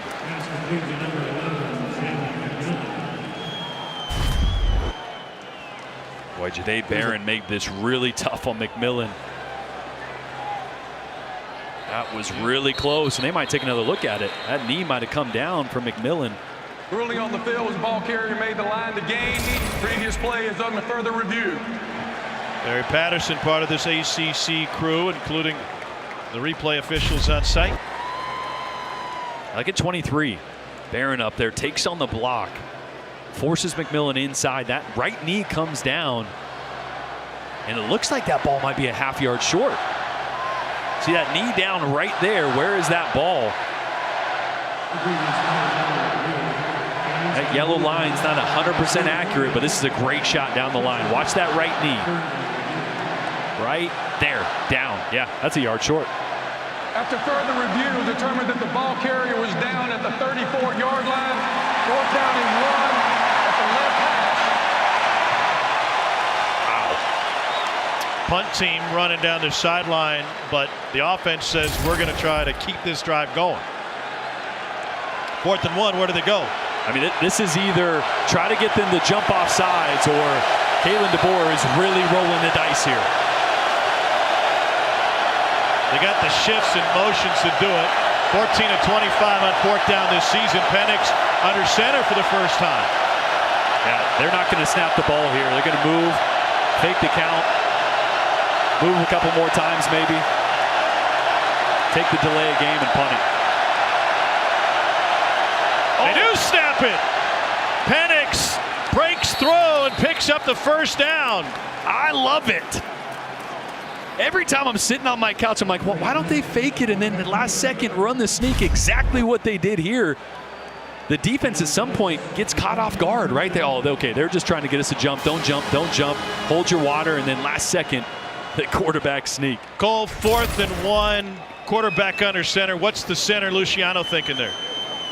Yeah, you're just bear crawling. Get 4 hands on the ground, stay low, keep that pad level low, try to drive, get a little bit of movement, and it really did look like center and left guard got a really nice push in the middle to help with that first down yardage. That's Kirkland at left guard. born a Husky fan. Penix pulls it back, lobs it out, and they got room to run for Quentin Moore with his first catch of the night, and he picks up 17. Great visit with Jackson Kirkland yesterday in his 6th year. Second team All-American coming out of Jesuit High School, Portland. We said, what's your first memory of being a Husky fan? He said, we have this picture of me in the crib, maybe the smallest he's ever been, 6'7", 340. Dad played in the Rose Bowl as a Husky. That ball is batted down. T'Vondre Sweat got his paws on it as Keandre Coburn delivered the hit. Dad Dean was first team All-Conference in the 1990 team. Tom, you just mentioned that timeline. You think about the fact you announce you're going to leave, go to the NFL, you begin your workouts. All of a sudden, you don't get medical clearance. Your ankle needs surgery. He told us he's going to get an MRI, had to get an X-ray first, and he knew when the X-ray tech looked at the doctor, it was bad news. He said the doctor is covering his mouth with his hand, kind of like an offensive coordinator covers his mouth so they don't steal the signs. Leaping grab made by McMillan, and nope, say he was out of bounds. That'll bring up 3rd and 10. And Huskies in danger, Jordan, of wasting the 4th down conversion. That's another one they may look at it. Almost looked like McMillan's knee got down on that. Here on the sideline. Foot is knocked down. Previous play is under further review. And did the knee come down inbounds before the elbow and ball came down out of bounds? And also, does he maintain control of the ball as he hits the ground there? Well, elbow kind of comes down in too, so I think it's going to be about, does he have firm control of the ball? See, he's got to survive the ground here, so that right knee's going to come down. It looks like the right elbow does as well, but watch as he falls into the white part of the out of bounds here. Does he maintain control of that ball? There's a little movement there. The ball definitely looked like it turned sideways a little bit. We've got Matt Austin with us tonight. Matt, as you look at that review, what do you see? Well, the question I think they're looking, I do think he controlled the ball, so I think that's out of the equation. But his hand touches out of bounds about the same time that his elbow touches inbounds. So if they can determine which touched first, if it's the hand out of bounds, it's incomplete. If the elbow, I think it's a catch. All right, we'll get another look at it. A couple of places to look, right? We're looking for the hand, the elbow, and maybe the knee beat the elbow down. Yeah, so, yes. Elements. After further review, determined that the ball was caught at the 43-yard line. 1st and 10, Washington. So that knee did come down, beat the elbow, and then, you know, the ball can oscillate. Do you still have firm control? The ball can move a little bit. Obviously, they looked at that, saw the knee come down before the elbow there. Hey, you're going to have to stop using big 3rd words. down 6. 3rd Oscillate? and 6. Yeah. Asteroid, oscillate, banana bread. Wait, what? 3rd and 6 after the completion. Remember, they converted a 4th down earlier on the QB sneak. Pressure coming. Penix stands tall, delivers a strike for a 1st down to Jalen McMillan. Boy, that's more the Michael Penix we're used to seeing. There's some pressure coming on the edge, and he just shifts a little bit in the pocket. One step there to his right, your left, and hits his receiver McMillan right between the numbers. 5th catch of the night for McMillan. Talapapa picks up 4. It's the area I'm surprised that Washington has not attempted to tackle a little bit more. Ryan Grubb, one of the better young offensive coordinators in college football. When they have gone north and south, guys, I feel like they've had positive yardage on almost every attempt. Now, a couple of perimeter runs didn't work out, but most of those runs have been successful tonight for the Huskies. 2nd down 6. Grubb was formerly the offensive coordinator at Fresno State when Kalen DeBoer left to go to Indiana for a year. DeBoer came back as a head coach. And he kept that title. They'll run it this time with Richard Newton. And when I see the shot of the coach's booth, Jordan, I don't know if you want to tell it, how many people can we fit in this booth? We got guys lined up on the stairs. We got a second level, guys staying in third row. Oh, 1, 2, 3, 4, 5, 6, 7, 8, 9. Yeah. Sneak one in. Try to run it on 3rd and 1, and that's enough for a Huskies first down. Hope no one had that brisket before the game. Lord knows I'm happy that we got an open air booth right here, standing next to you. Anyway, we need an oscillating fan. 12th play of the drive coming up. This is where you feel like they might try to take a shot here. 3 receivers in a bunch to the bottom of your screen. 3 Texas defenders kind of on the same level. That's what an offensive coordinator loves to see. A little confusion there about who's going to be low, who's going to be high. Penix slips it out to the tight end Westover, and it goes up in the air. Lost the football. They say he was down. There was a clear and immediate recovery by Texas if they changed their mind via review. But as it is, a 16-yard pickup for Jack Westover. Not the first time he's done the hurdle this season. Boy, another great little delayed screen to the middle of the field. Ball carrier was down when he lost control. 1st and goal. Westover's on the end of the line of scrimmage. He's going to fake block the defensive end. Linebacker then takes his eyes off him, and then he sneaks back inside. Penix swings it out to Davis, and he's in. Huskies answer with a touchdown throw from 6 yards. Westover did the dirty work to get him there. Boy, here's the previous play to Westover. Going to see him top of your screen, fake block, and then sneak back to the middle of the field. Similar to that double fake screen attacking the middle. And then this one, Rome Odunze, best receiver for Washington, used to catching the ball, this time the block. And I think it should be pointed out that plays are reviewed oftentimes without stopping play. So the ACC crew getting a look at Westover being down before the ball came out. And then you mentioned Odunze helping Davis out. Yeah, 1,000 yards receiving, but he's willing to do the dirty work as well. And that's more like the Washington we're used to seeing. Capping a 13-play drive, Huskies answer.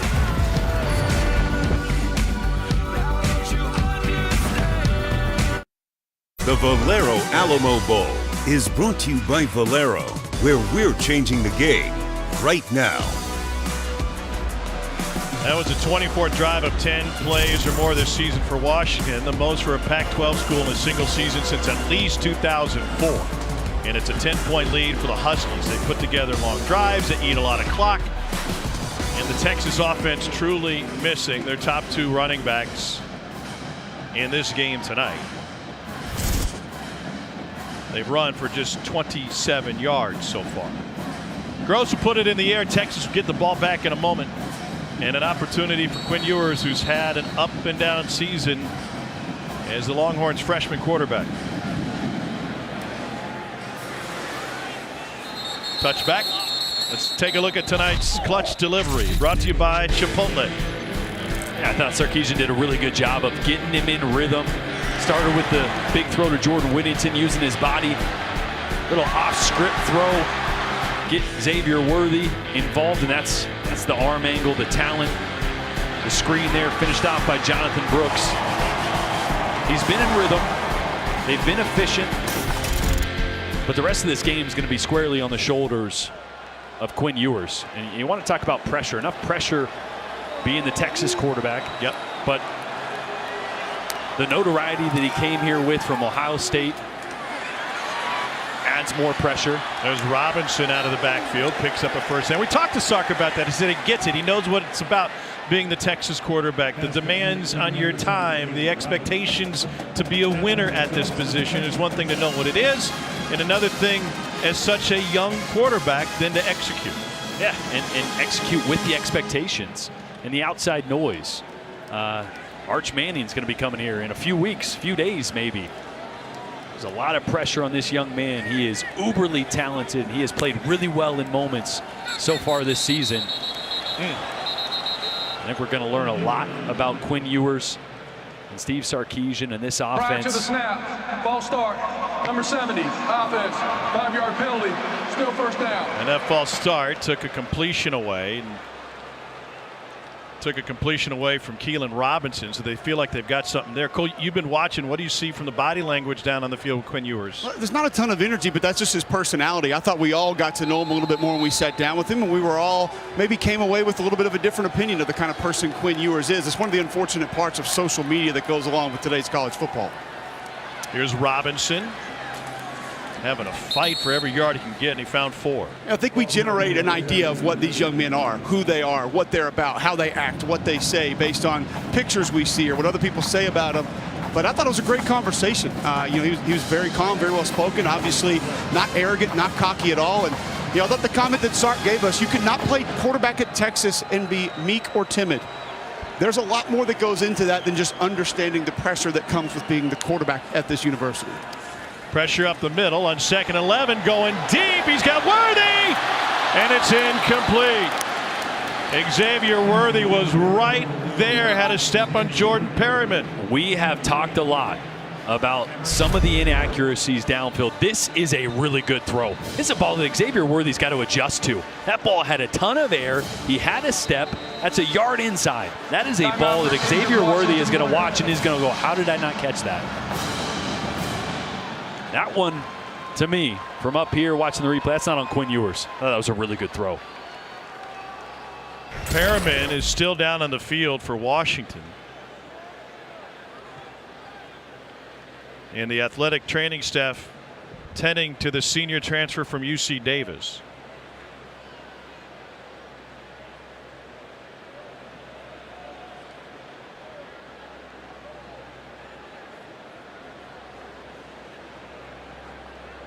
Perryman, a big piece to that secondary that's been banged up all year. First 8 games, they had 8 different starting lineups back there. Finally got Perryman and Powell back and healthy.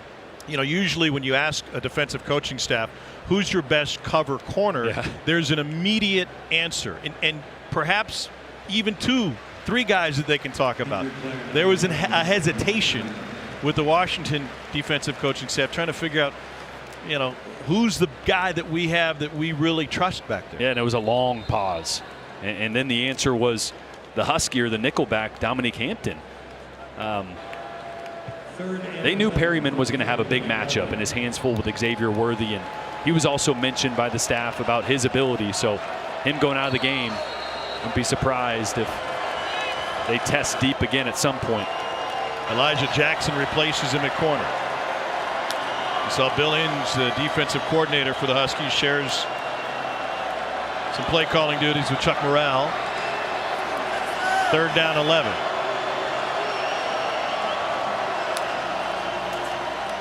Ewers goes over the middle, lobs it. Worthy's got another drop. 3rd drop of the night for Xavier Worthy. Quinn Ewers frustrated after that one hit the turf, couldn't help but react. Exactly what you want to do against cover 2. They're going to roll out of this. 2 safeties high. The middle of the field is where you want to attack, and that's exactly where Xavier Worthy goes. And this is a heck of a ball again by Quinn Ewers. That's a touchdown. Sark said they were coming. They've taken shots. They just haven't squeezed them. And Xavier Worthy, so good last year. That one hauled in by the gunner, but Ewers thought he had it. Xavier Worthy certainly thought he had 6. Right off the hip. QB receiver not on the same page.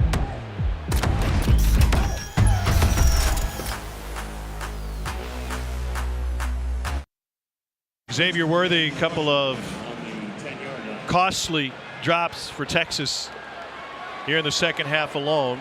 He's been targeted 11 times. Worthy's got 6 catches on the night.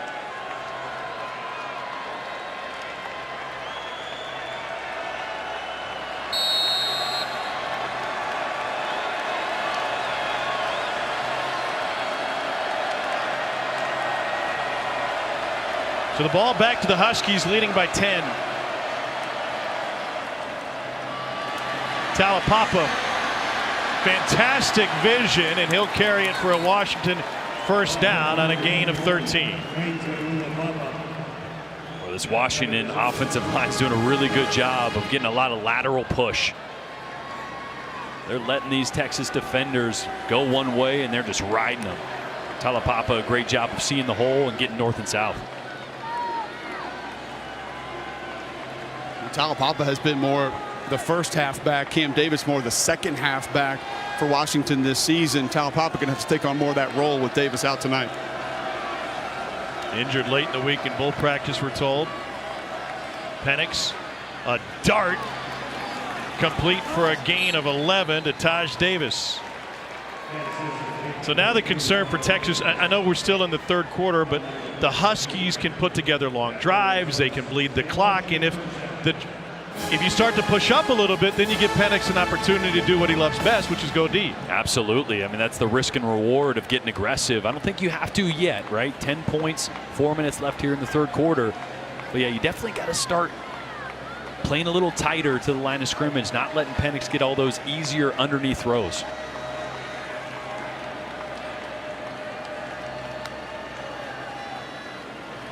Delayed blitz, and he's still able to get it out to Odunze. Rome Odunze fights, and he carries 3 Longhorns with him for a Husky first down and a flex after. And Washington pushing some dudes around now. Yeah, just a curl route to the right. You see him push up to about 12 yards, come right back down to the quarterback. Easy read, curl flat. Looking at that underneath defender, great read by Penix, and Odunze at 6'3", 200 pounds, physical. Rome Odunze came and found us pregame on the field before the game, shook our hands, introduced himself. He said, boys, I'm ready to run. I like playing indoors. The track is fast. Yeah. Seemed like he was in a good mood. I asked him, hey, what route you catching first? He goes, man, I can't tell you that.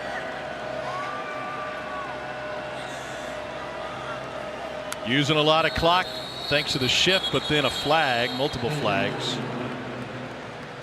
Prior to the snap, ball start, number 66, offense, 5-yard penalty, still first down. But we got to look at the play they're going to run, which is a play we got yesterday. It's a simple play call, but one that takes advantage of Penix's ability to move in the pocket. Yeah, as Jalen Polk, receiver who's not in the game right now, what your favorite play was? Yeah, this one called Bengal. You know, I've caught a couple touchdowns. He didn't tell us the play, but we kind of did a little homework and watched some plays, and they were going to run a shot play right there. Would have ended up going to Taj Davis in the slot. Obviously, they changed the play call now with the penalty. Penix swings it out to Talapapa, and he takes it out to midfield nearly. It's a pickup of 9. They didn't show too much of it, though. I bet they come back to it. Yeah. It's a little play they like to get tight ends to the boundary and run the slot from the field on a deep crosser route. There's nothing more fun than a coach's meeting than showing a play to an OC like we did with Ryan Grubb yesterday and having him stop the laptop and explain every aspect of the play, because he's got such immense pride in what they've been able to put together. Penix going deep. This is McMillan, and it's too strong. And what I loved about it, too, is we had talked to Jalen Polk and some of the players before Grubb came in, the offensive coordinator. I said, hey, when are you guys going to run Bengal? And he goes, looks at me, kind of wide-eyed smile. He goes, how do you know about Bengal? I'm like, you know. 3rd and 6. Huskies have been a better running team tonight than Texas has, and Washington has converted 7 of 13 third downs. Giles Jackson learning the play right in front of McMillan. Pardon me, that was Odunze, and on the crossing route, Odunze taken down well short of the marker by Deshaun Jameson. 4th and 2 if they want to leave the offense on the field, and they will. Ball just a little behind Odunze there, so didn't have time to get his head around and see the defender make a move. This would be a huge stop for Texas. Washington gets bigger, bringing 2 extra tight ends into the game. Actually, an extra offensive lineman and a tight end. Oh, well, they're going to punt. Well, that's why there's so many subs coming in and out. All these big guys running in. They're going to. Oh, man. Huskies were shifting and perhaps going to go for it, and Texas used the timeout. Told you they were going for it. Texas. I had Taj Davis coming in. 30-second timeout. Be in position to take the short snap. Well, regardless, here's our upcoming featured ESPN football lineup. Michigan takes on TCU, and Georgia squares off against Ohio State in the college football semifinals Saturday. Penn State and Utah face off in the granddaddy of them all on Monday, and the Bills battle the Bengals in a big Monday Night Football matchup. That's also on ABC, ESPN Deportes, and ESPN Plus. I hope you don't have any plans, because that's a nice little weekend of ball. It's a busy weekend. You're going to be busy in Atlanta. What are you doing for the Chick-fil-A Peach Bowl? SEC Nation's going to have a little show Saturday morning from the field. Then we're going to do another pregame show from the field, halftime, postgame. Well, after putting the punt team out there and showing fake, Huskies are going to leave the offense on the field. It's a little too far at 4th and about 2 here for that quarterback sneak. So, especially with Keandre Coburn there over the football. By the way, he learned the game from Ed Oliver. Now with the Bills, they're going to go under center with Penix, and they're going to play action. And he finds his tight end Culp, who picks up the first down. Culp with a gain of 9, and the Huskies with a fresh set of downs. Boy, it's a little bit of a pick or a rub play on the outside. You got 2 tight ends to the left there. Right here, 37, Jack Westover's going to kind of just get in the way of the defender and give Devin Culp just enough green grass to turn the corner, get physical, get downhill, and pick up that first down. Getting away. Blocked it. Well, you know, hey, I'm an offensive guy. You know, it's called a rub route, Tom. It's not a pick. It's accidental, in quotations. McMillan lines up at quarterback to take the Wildcat. And behind the line, Penix with a double pass look, and it's incomplete. Pass was behind the line of scrimmage, so it didn't mean to be just a rub. Right, but they actually wanted to throw that one back to McMillan, had all the offensive linemen. They did that throwback. What game was it? They threw it back to Penix, and he scored the touchdown. Yeah, and they were upset Washington State, in the Apple Cup because it didn't turn out to be a pass after all. And Grubb was upset like Penix was. He said, I wanted a guy to throw for one, run for one, and catch one in the same game. Hitting for the cycle in football. That would have been cool. Another long drive for the Dogs. This is the 9th play. Here's Richard Newton. Gain of 8. Boy, Cole, I did not see Washington having the type of success running vertical between the tackles as the field they're having tonight. Well, they got playing that odd defense. You got a nose and 2 wide ends, and unless they try to bring another defender up or go more of an even front, Washington's got the box outnumbered. And it'll be Newton on the Wildcat, stacked up right at the line to gain, and it will be a first down. You know, Tom pointed out perfectly on that outside zone earlier in the game by Taumapapa, where he just had the vision to have an understanding of when to cut. Variety of run game helping Washington gain ground with yards. I'm sorry, did you say I did it how? Perfectly? Colt throws around compliments like I throw around man covers. Complimentary football tonight for Washington. Huskies with a 10-point lead as we head to the 4th.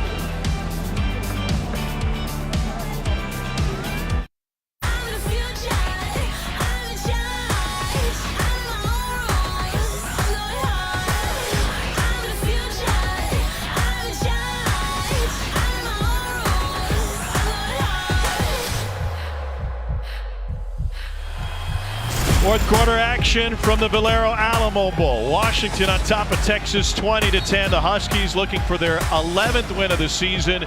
This will be their 11th play of the drive. Second possession of the half for the Huskies. They're just eating up clock. Penix trying to get a read from the defense with that fake clap. And now they'll go. He's got to leave the pocket, and he's able to find Taj Davis for a pickup of 9. What does the fake clap do for Penix? Well, Penix is able to get a little read on the defense, and since his offensive coordinator Ryan Grubb is sitting upstairs watching it as well, depending on the play call, he knows, okay, I'm looking at the safety on this one. If he rolls that direction, we're probably going to change the play. If he stays there, we're going to keep it on. So he's trying to get a head start on what he thinks his offensive coordinator is going to do. That chess match of faking the snap and changing the play. 12 of 15 this half. Pressure look here by Texas.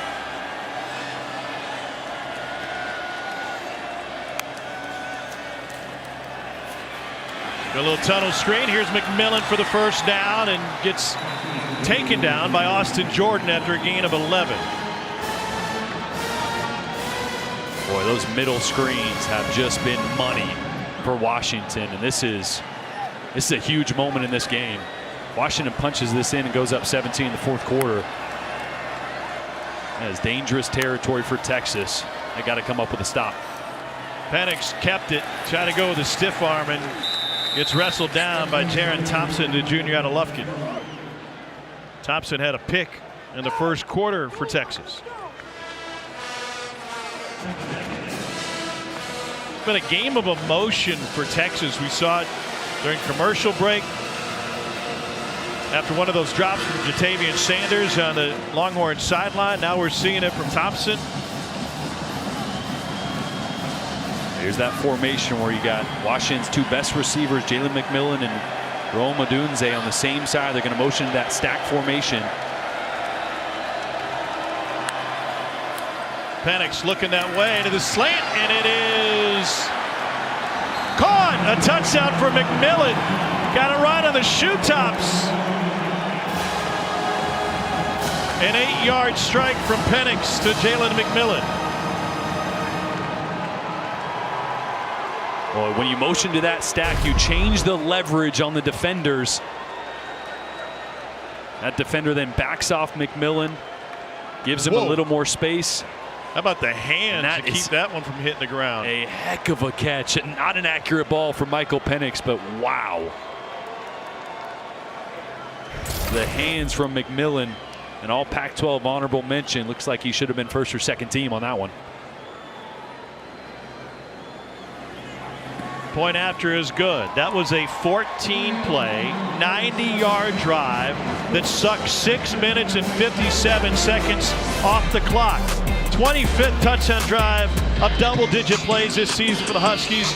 Most for the Pac-12 team in a long time.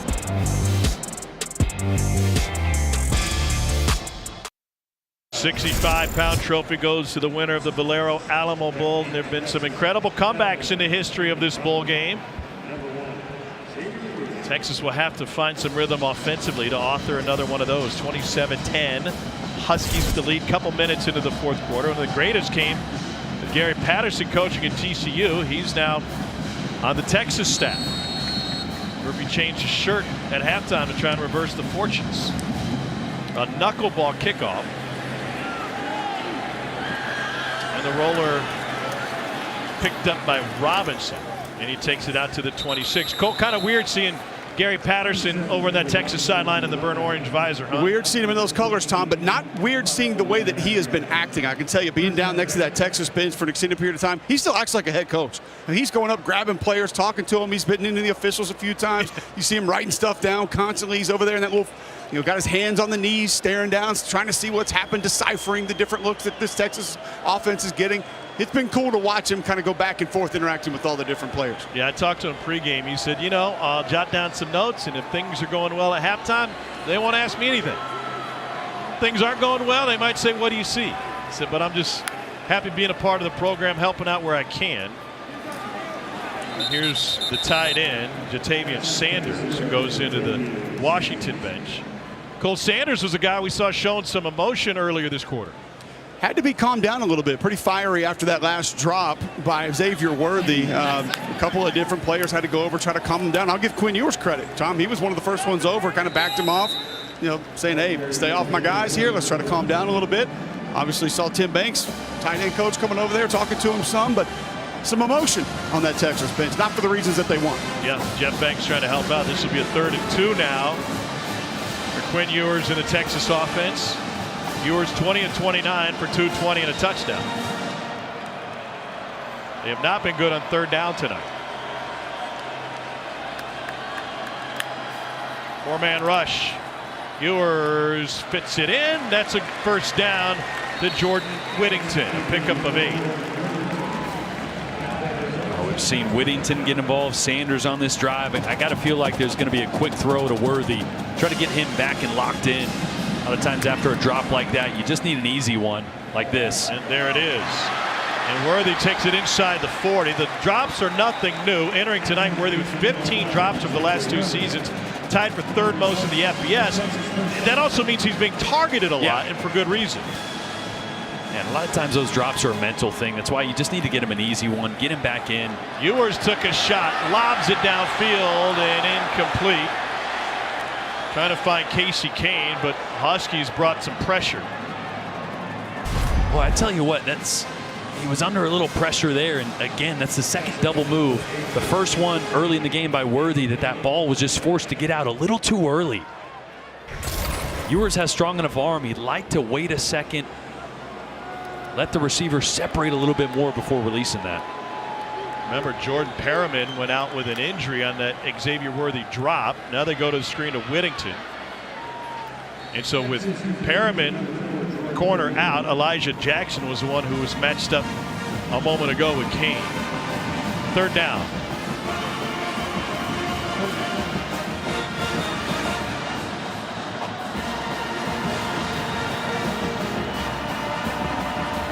Carson Bruner, the linebacker, trying to get his guys situated. 5 defensive backs on the field for the Huskies. They bring a linebacker. Ewers, the out route, and that's good for a first down to Jordan Whittington. Well, you just feel the rhythm, right? And a lot of times when you start to push the tempo a little bit as an offense, it's really like a 2-minute drill. And when you do 2-minute drill, you get back to your day 1 install, week 1 install, fall camp plays that you know like the back of your hand. So you're not thinking anymore. You're just reacting. You're playing faster, quicker, easier reads for Quinn Ewers. That's why you're seeing a little bit of momentum here. Out of the pistol on the play action. Ewers flicks it incomplete. Pressure was coming from behind him. Oh, a weird little play call there. That would have been a really tough throw for a right-handed quarterback. Tight turn going to the left, trying to hit a glance or a bang 8. A post route on the backside.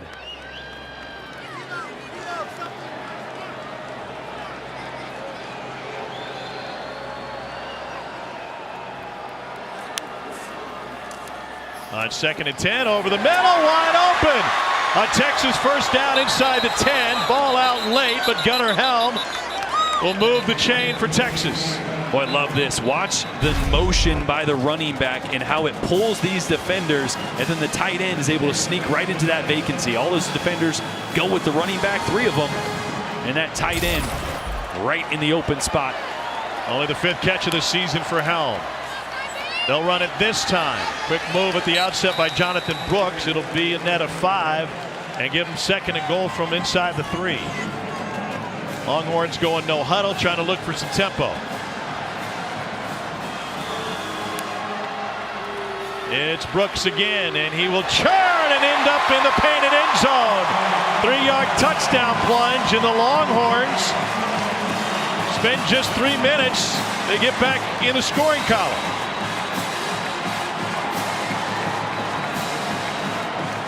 Boy, what an answer. I mentioned when Washington punched that in, going up 17 in the 4th quarter, it was going to be tough sledding for Texas, but that's exactly what they needed there. A quick answer. Bringing this back to an 11-point game, maybe a 10-point game here. Still with just under 10 minutes left. Bert Auburn for the point after.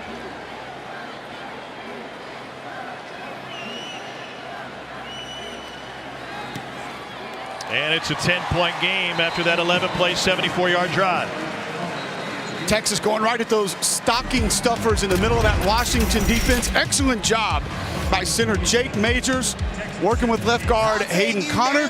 Climbs up to the 2nd level, takes care of the linebackers, and helps the Horns find the end zone.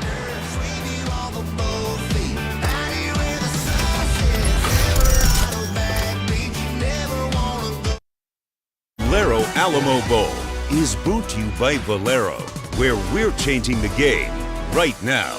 And visit San Antonio. Plan your trip at visitsanantonio.com. Already a good night for football in the state of Texas. Cowboys beat the Titans tonight, 27-13. And here at the Valero Alamo Bowl, Texas trying to keep this rhythm going. As Cole pointed out, great job by Jake Majors, Hayden Connor, and that Texas offensive line to clear the way for the touchdown. More on that in just a moment. Giles Jackson out of Antioch, California, set to receive.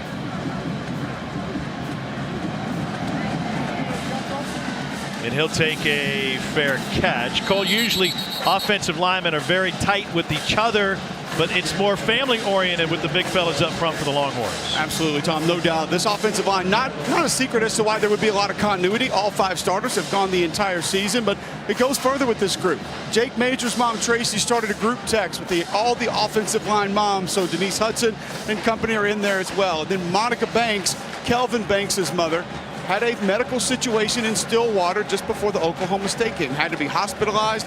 Her family started a GoFundMe. That's when Tracy Majors and Denise Hudson got together, got all the other O-line moms together, tried to get more awareness built up. And, man, that thing went to over $60,000 in no time thanks to the Texas offensive line moms. Here's Penix with the short roll, now looking to go deep, and he will into coverage. It is knocked away at the last second. Odunze, the intended receiver, and Terrence Brooks, freshman at a Little Elm High School in Texas, batted it down. Should be noted, by the way, part of that GoFundMe, Xavier Worthy said, I got a couple grand to throw in there too to help out a teammate's mom.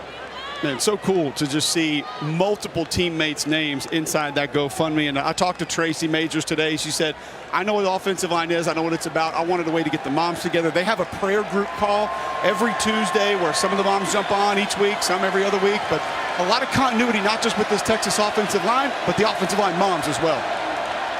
2nd and 10. Huskies running it with Talapapa. And he is forced out of bounds by Jaron Thompson after a pickup of 5 and a big 3rd down for UW.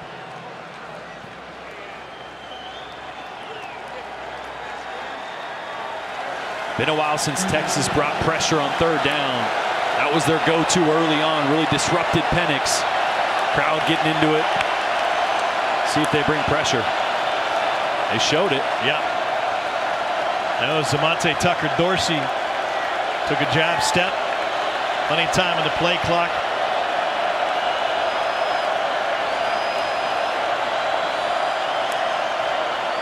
They bring only 4. Penix over the middle. That is caught for a 1st down by Jalen Polk. Well, good to see him back in the lineup. It's been at least a quarter, maybe since the first half, since Polk has been back in there. Got a little banged up early. Just a stick route, working in man coverage, push up, attack leverage, turn, show your numbers of the quarterback, and an accurate throw by Penix. But on that one, you see Texas showed blitz. Yep. Washington changed the play, so Texas changed. Pressure from the edge, and now up the middle. Penix lets it go, took a hit, and overthrew Jalen McMillan. Brought it from the edge, a little delayed coming up the middle. So, Cole, to your point, a team in Washington that didn't see a whole lot of pressure over the course of the season is seeing some of it from Pete Kwiatkowski, the Texas DC. Absolutely, and he's got ways to be successful. He has coached with coaches that have had some success against this Washington offense, and the pre and post snap movement so far, what I think given this Washington offensive line the biggest headaches. On 2nd and 10. Talapapa finds a hole. Looked like none was there, and he's just short of the 1st down. It'll be 3rd and about a foot. Boy, watch this double team on the left side. Again, great push. Fautano. Huskies going quickly here out of the shotgun, and Talapapa picks up the 1st down. They're finding a lot of success running behind the left side of that offensive line. We've talked about Jackson Kirkland a ton. Doing a really good job of getting double teams on those big Texas defenders and getting some movement. 4th 100-yard rushing game of the season for Talapapa. And that makes it back-to-back. He went for a $126 in the Apple Cup on the road to Washington State. They'll turn to Richard Newton this time, and he took a lick from Jaron Thompson. Try to yank the ball out of there too. 1 yard gain.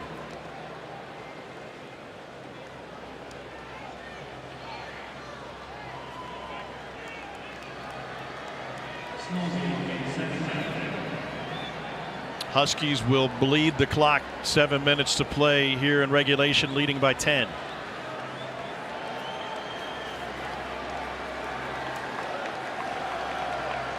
Kalen DeBoer with a credible turnaround in Seattle. 4 wins last year. Sitting on 10 right now. Late blitz to the outside and nearly picked. Terrence Brooks had it in his hands but couldn't complete it. Just a minor hesitation by Penix at the top of this. That throw is a little late. The true freshman Terrence Brooks makes an unbelievable jump on that ball, just can't pull it in. Huskies have converted 10 third downs tonight. This is 3rd and 9.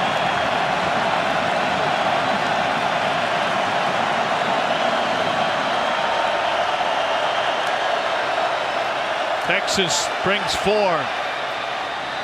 Caught short of the stick, turned upfield. McMillan's got a first down. They had 2 wide receivers in the exact same spot. McMillan said, "Give me this," and he took it for 14. And a great blitz pickup by the running back, Richard Newton. They're going to bring pressure off the right side. I think it's Barron coming late there. Yeah, into the picture. And Newton does a great job of just getting in his way, giving Penix enough time to deliver that strike.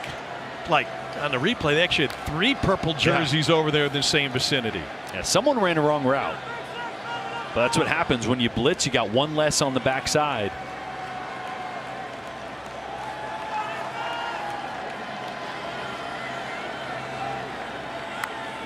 Get the snap off with 2. Here's Newton again. Picks up 1. 2nd and 9 coming. That clock just bleeding, like you mentioned. 5 minutes, 45 seconds. It's a 2-possession game, and Texas has got to find a way to come up with a stop here.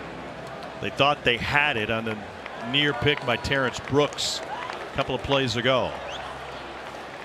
It's been an opportunistic Texas defense in this latter half of the season. The last 7 games, the majority of their takeaways have come, and those 11 takeaways have led to 49 points. Running it on 2nd and 9. It's a pickup of 3. 3rd down coming up. 5 minutes to play. These 3rd downs where not having DeMarvion Overshawn really hurts. He was their best linebacker blitzer. You see they've had to bring Barron a few times off the edge, just not getting the same pressure from that blitz package as they're used to having. Overshawn left to be a spectator. Huskies 3 of 3 on 3rd down on this drive.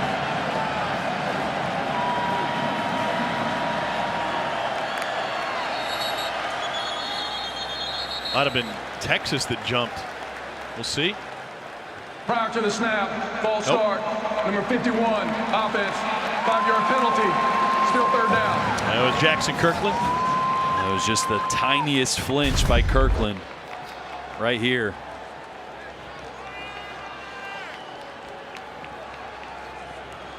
But a huge penalty. Go from 3rd and medium back to 3rd and long. Now Texas can sit and play coverage.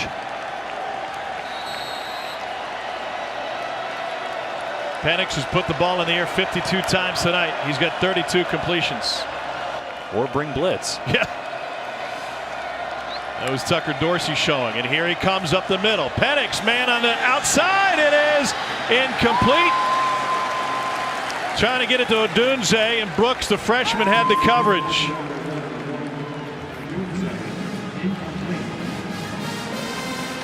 I'll try to do a little quick snap here. You can see acting like it's not coming. But Brooks all over that true freshman. Great position, right in phase. Trying to make up for dropping that interception. He's been playing really well on the outside. That was a tough ball to intercept and in great position there. You mentioned Penix with the kind of the fake snap there, Jordan. He is super crafty with the fake clap. He'll kind of give you different motions on the clap. He'll give you a head bob every now and then. And he told us when we met with him, he said, listen, I like to kind of delay it because I can see the defense still making calls before I want to actually snap the football. Kalen DeBoer uses a timeout. We will take it with them. 4:26 left in regulation. Huskies by 10.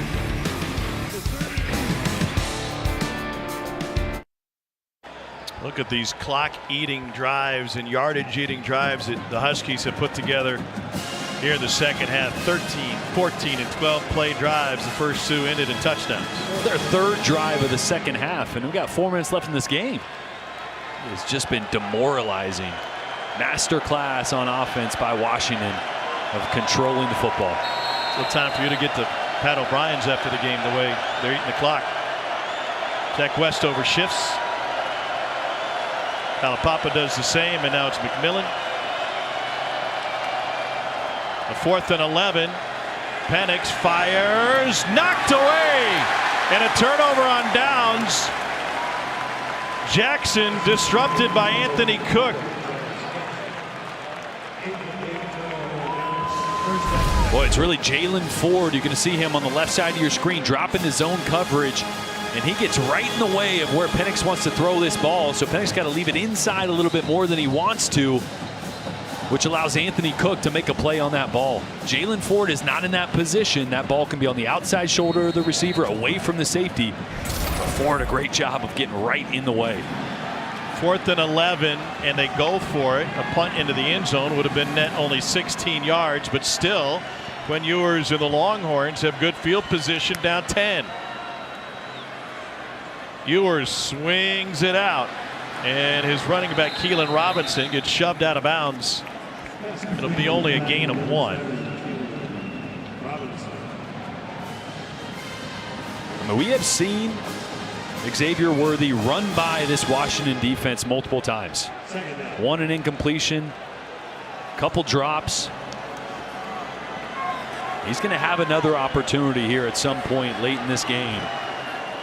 Let's see if he makes the most of it. Ewers pulls it back, got a key block, swings it out, and a full head of steam for Kane, and he got tripped up inbounds after a pickup of 7 by Mishael Powell. 3:38 and rolling. Washington will let them take those checkdowns time and time again. Let that clock run. On 3rd and 2. To the running back Robinson again. That's a pickup of 5.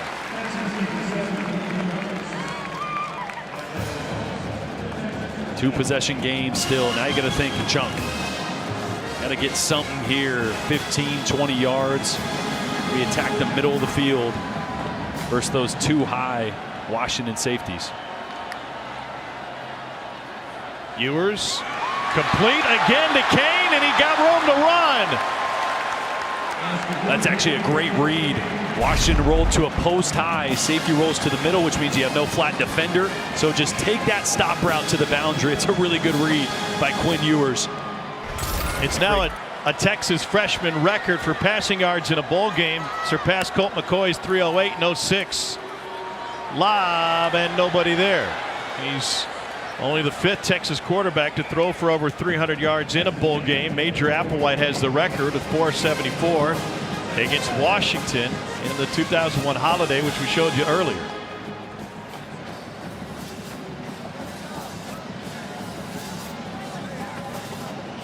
Texas knew and Washington knew that there would be an advantage for the Longhorn receivers up against the corners specifically, and Texas finally taking advantage of it.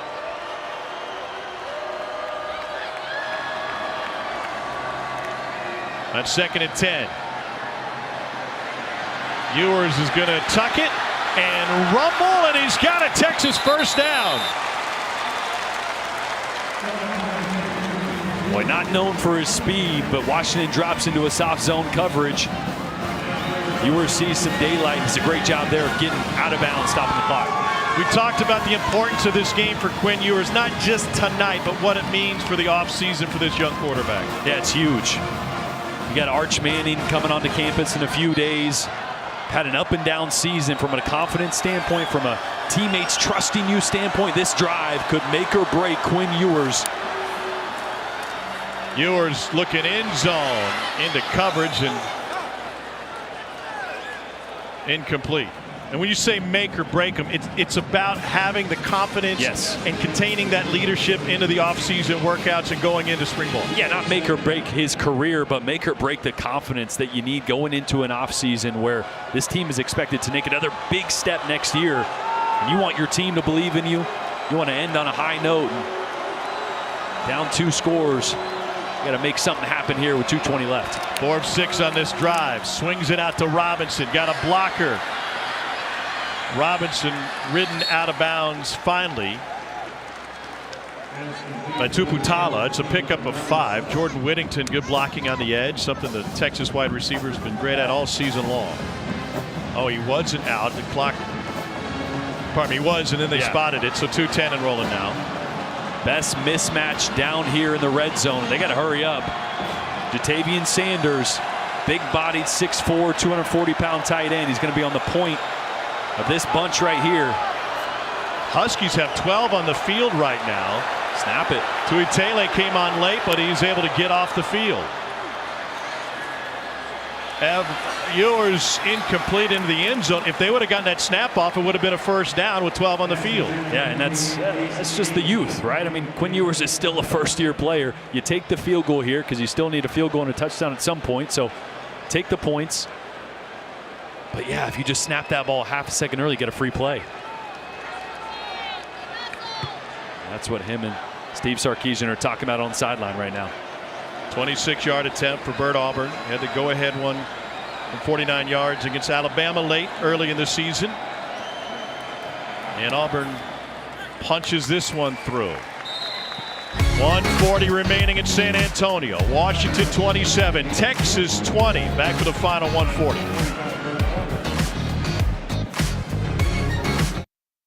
And Washington on the verge of an 11-win season. Hadn't been done that often. It'd only the 5th time in program history. Texas lining up for an onside kick. Laying the ball down sideways like a burrito. Going to try to get this one to squirt. Huskies use a timeout to talk about it. Texas has not attempted an onside kick this season. The last time Texas recovered one was against Texas Tech in September of 2020. Fans, you can check out the ESPN app for the Capital One post-game coverage immediately following the game tonight. You saw what happened in the Ole Miss game with the attempted onside kick. 6 the other way real quick. Yeah, don't want that to happen. Also not over if they don't get it. Right. Still have 2 timeouts, so chance to get the ball back if they stop them, even if they don't get the onside kick here, but you sure love to get it. I don't know how I feel about the burrito style kick. I always kind of like those high bouncers. See how unpredictable this path ends up being off the foot of Auburn.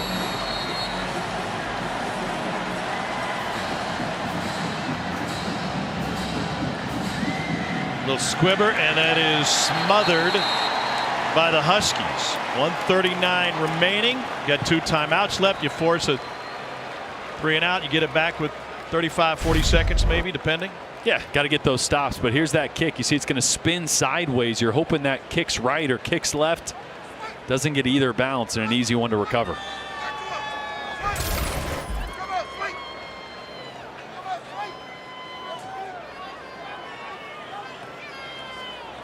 So the Huskies have Talapapa in the backfield next to Penix.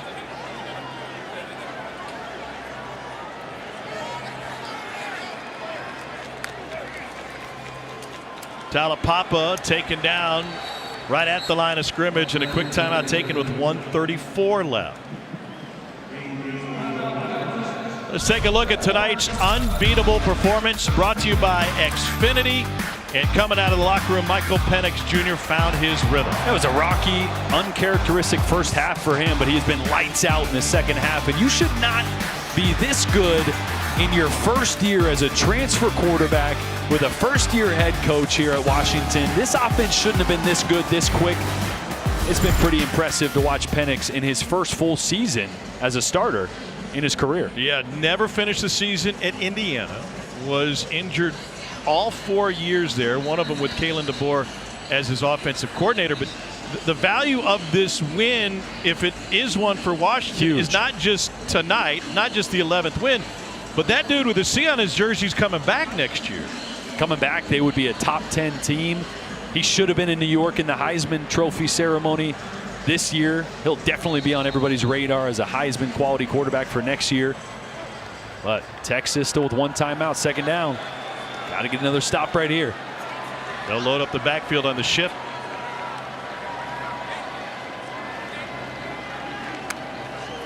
Talapapa again.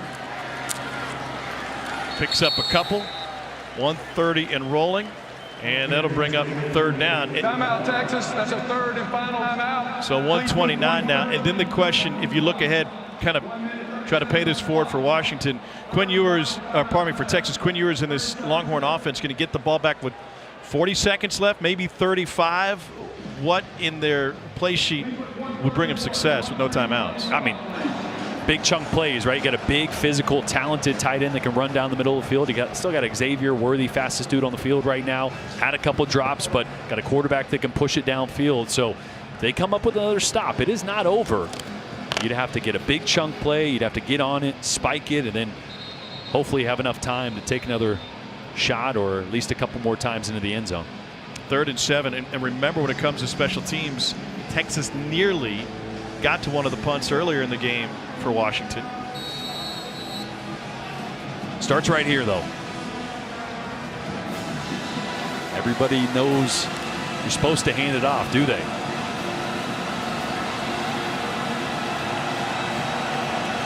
Third down 7, 1:31 to play.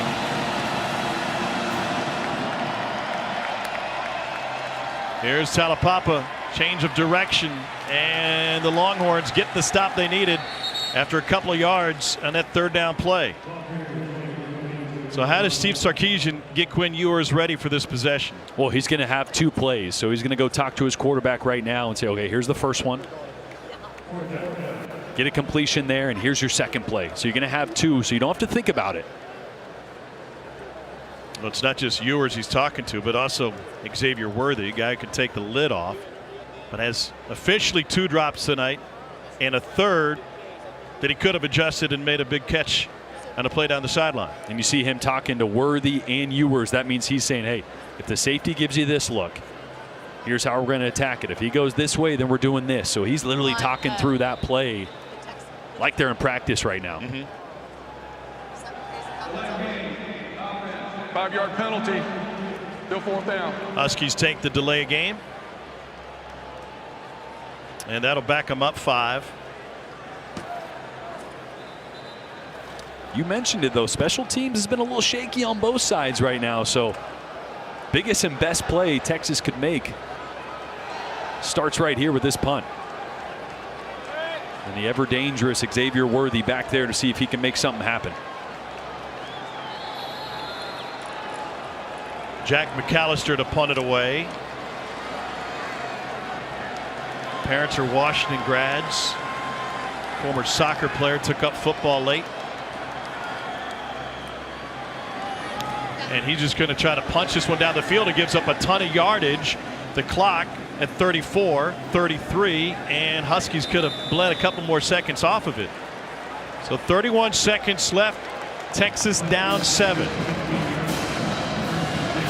Chunk plays, right? You can use the middle of the field because in college, you get a first down, that clock will pause for it to restart. But any chunk play downfield, you got to get everybody, linemen included, have to be aware. They got to get to the line of scrimmage as quickly as possible to spike it, to stop the clock, if indeed you stay in bounds. 320 yards tonight for Ewers and 30 completions. Boy, bunch set here, usually going to go corner, 2 routes to the sideline. Ewers looking over the middle. He's got Worthy, and it is dropped, a near pick by Alex Cook. That was the play. Boy, and if you're watching Worthy's body language right before this point, Ewers is expecting him to bend that more across the safety's face. You can see he took 1 step to start to do it, then gets back upfield, and that's a separation, almost a huge play for Washington. 25 seconds left. 4-man rush. They get to Ewers. He stays on his feet for a moment. Now he's down. Longhorns have to hurry. Now you got to hurry and spike it. Taken down by Tunuufi. 12 seconds left. Wide receivers late getting back. And they're not going to spike it. They'll throw it out of bounds, and that incompletion will cost them a few seconds. And I'm not sure it would have mattered, but need a little more urgency. Getting back to the line of scrimmage, spiking that, maybe saving 4 or 5 seconds, giving yourself 1 extra play. Now with 3, this is going to be a throw it and lateral as many times as possible.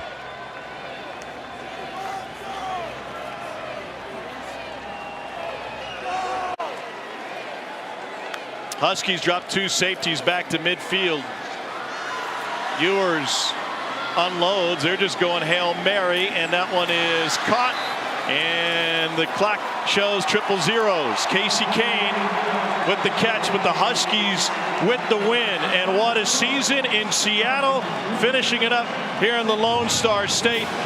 Just the 5th 11-win season in program history, and the celebration between Jackson Kirkland, who came back for another year, and his head coach, Kalen DeBoer.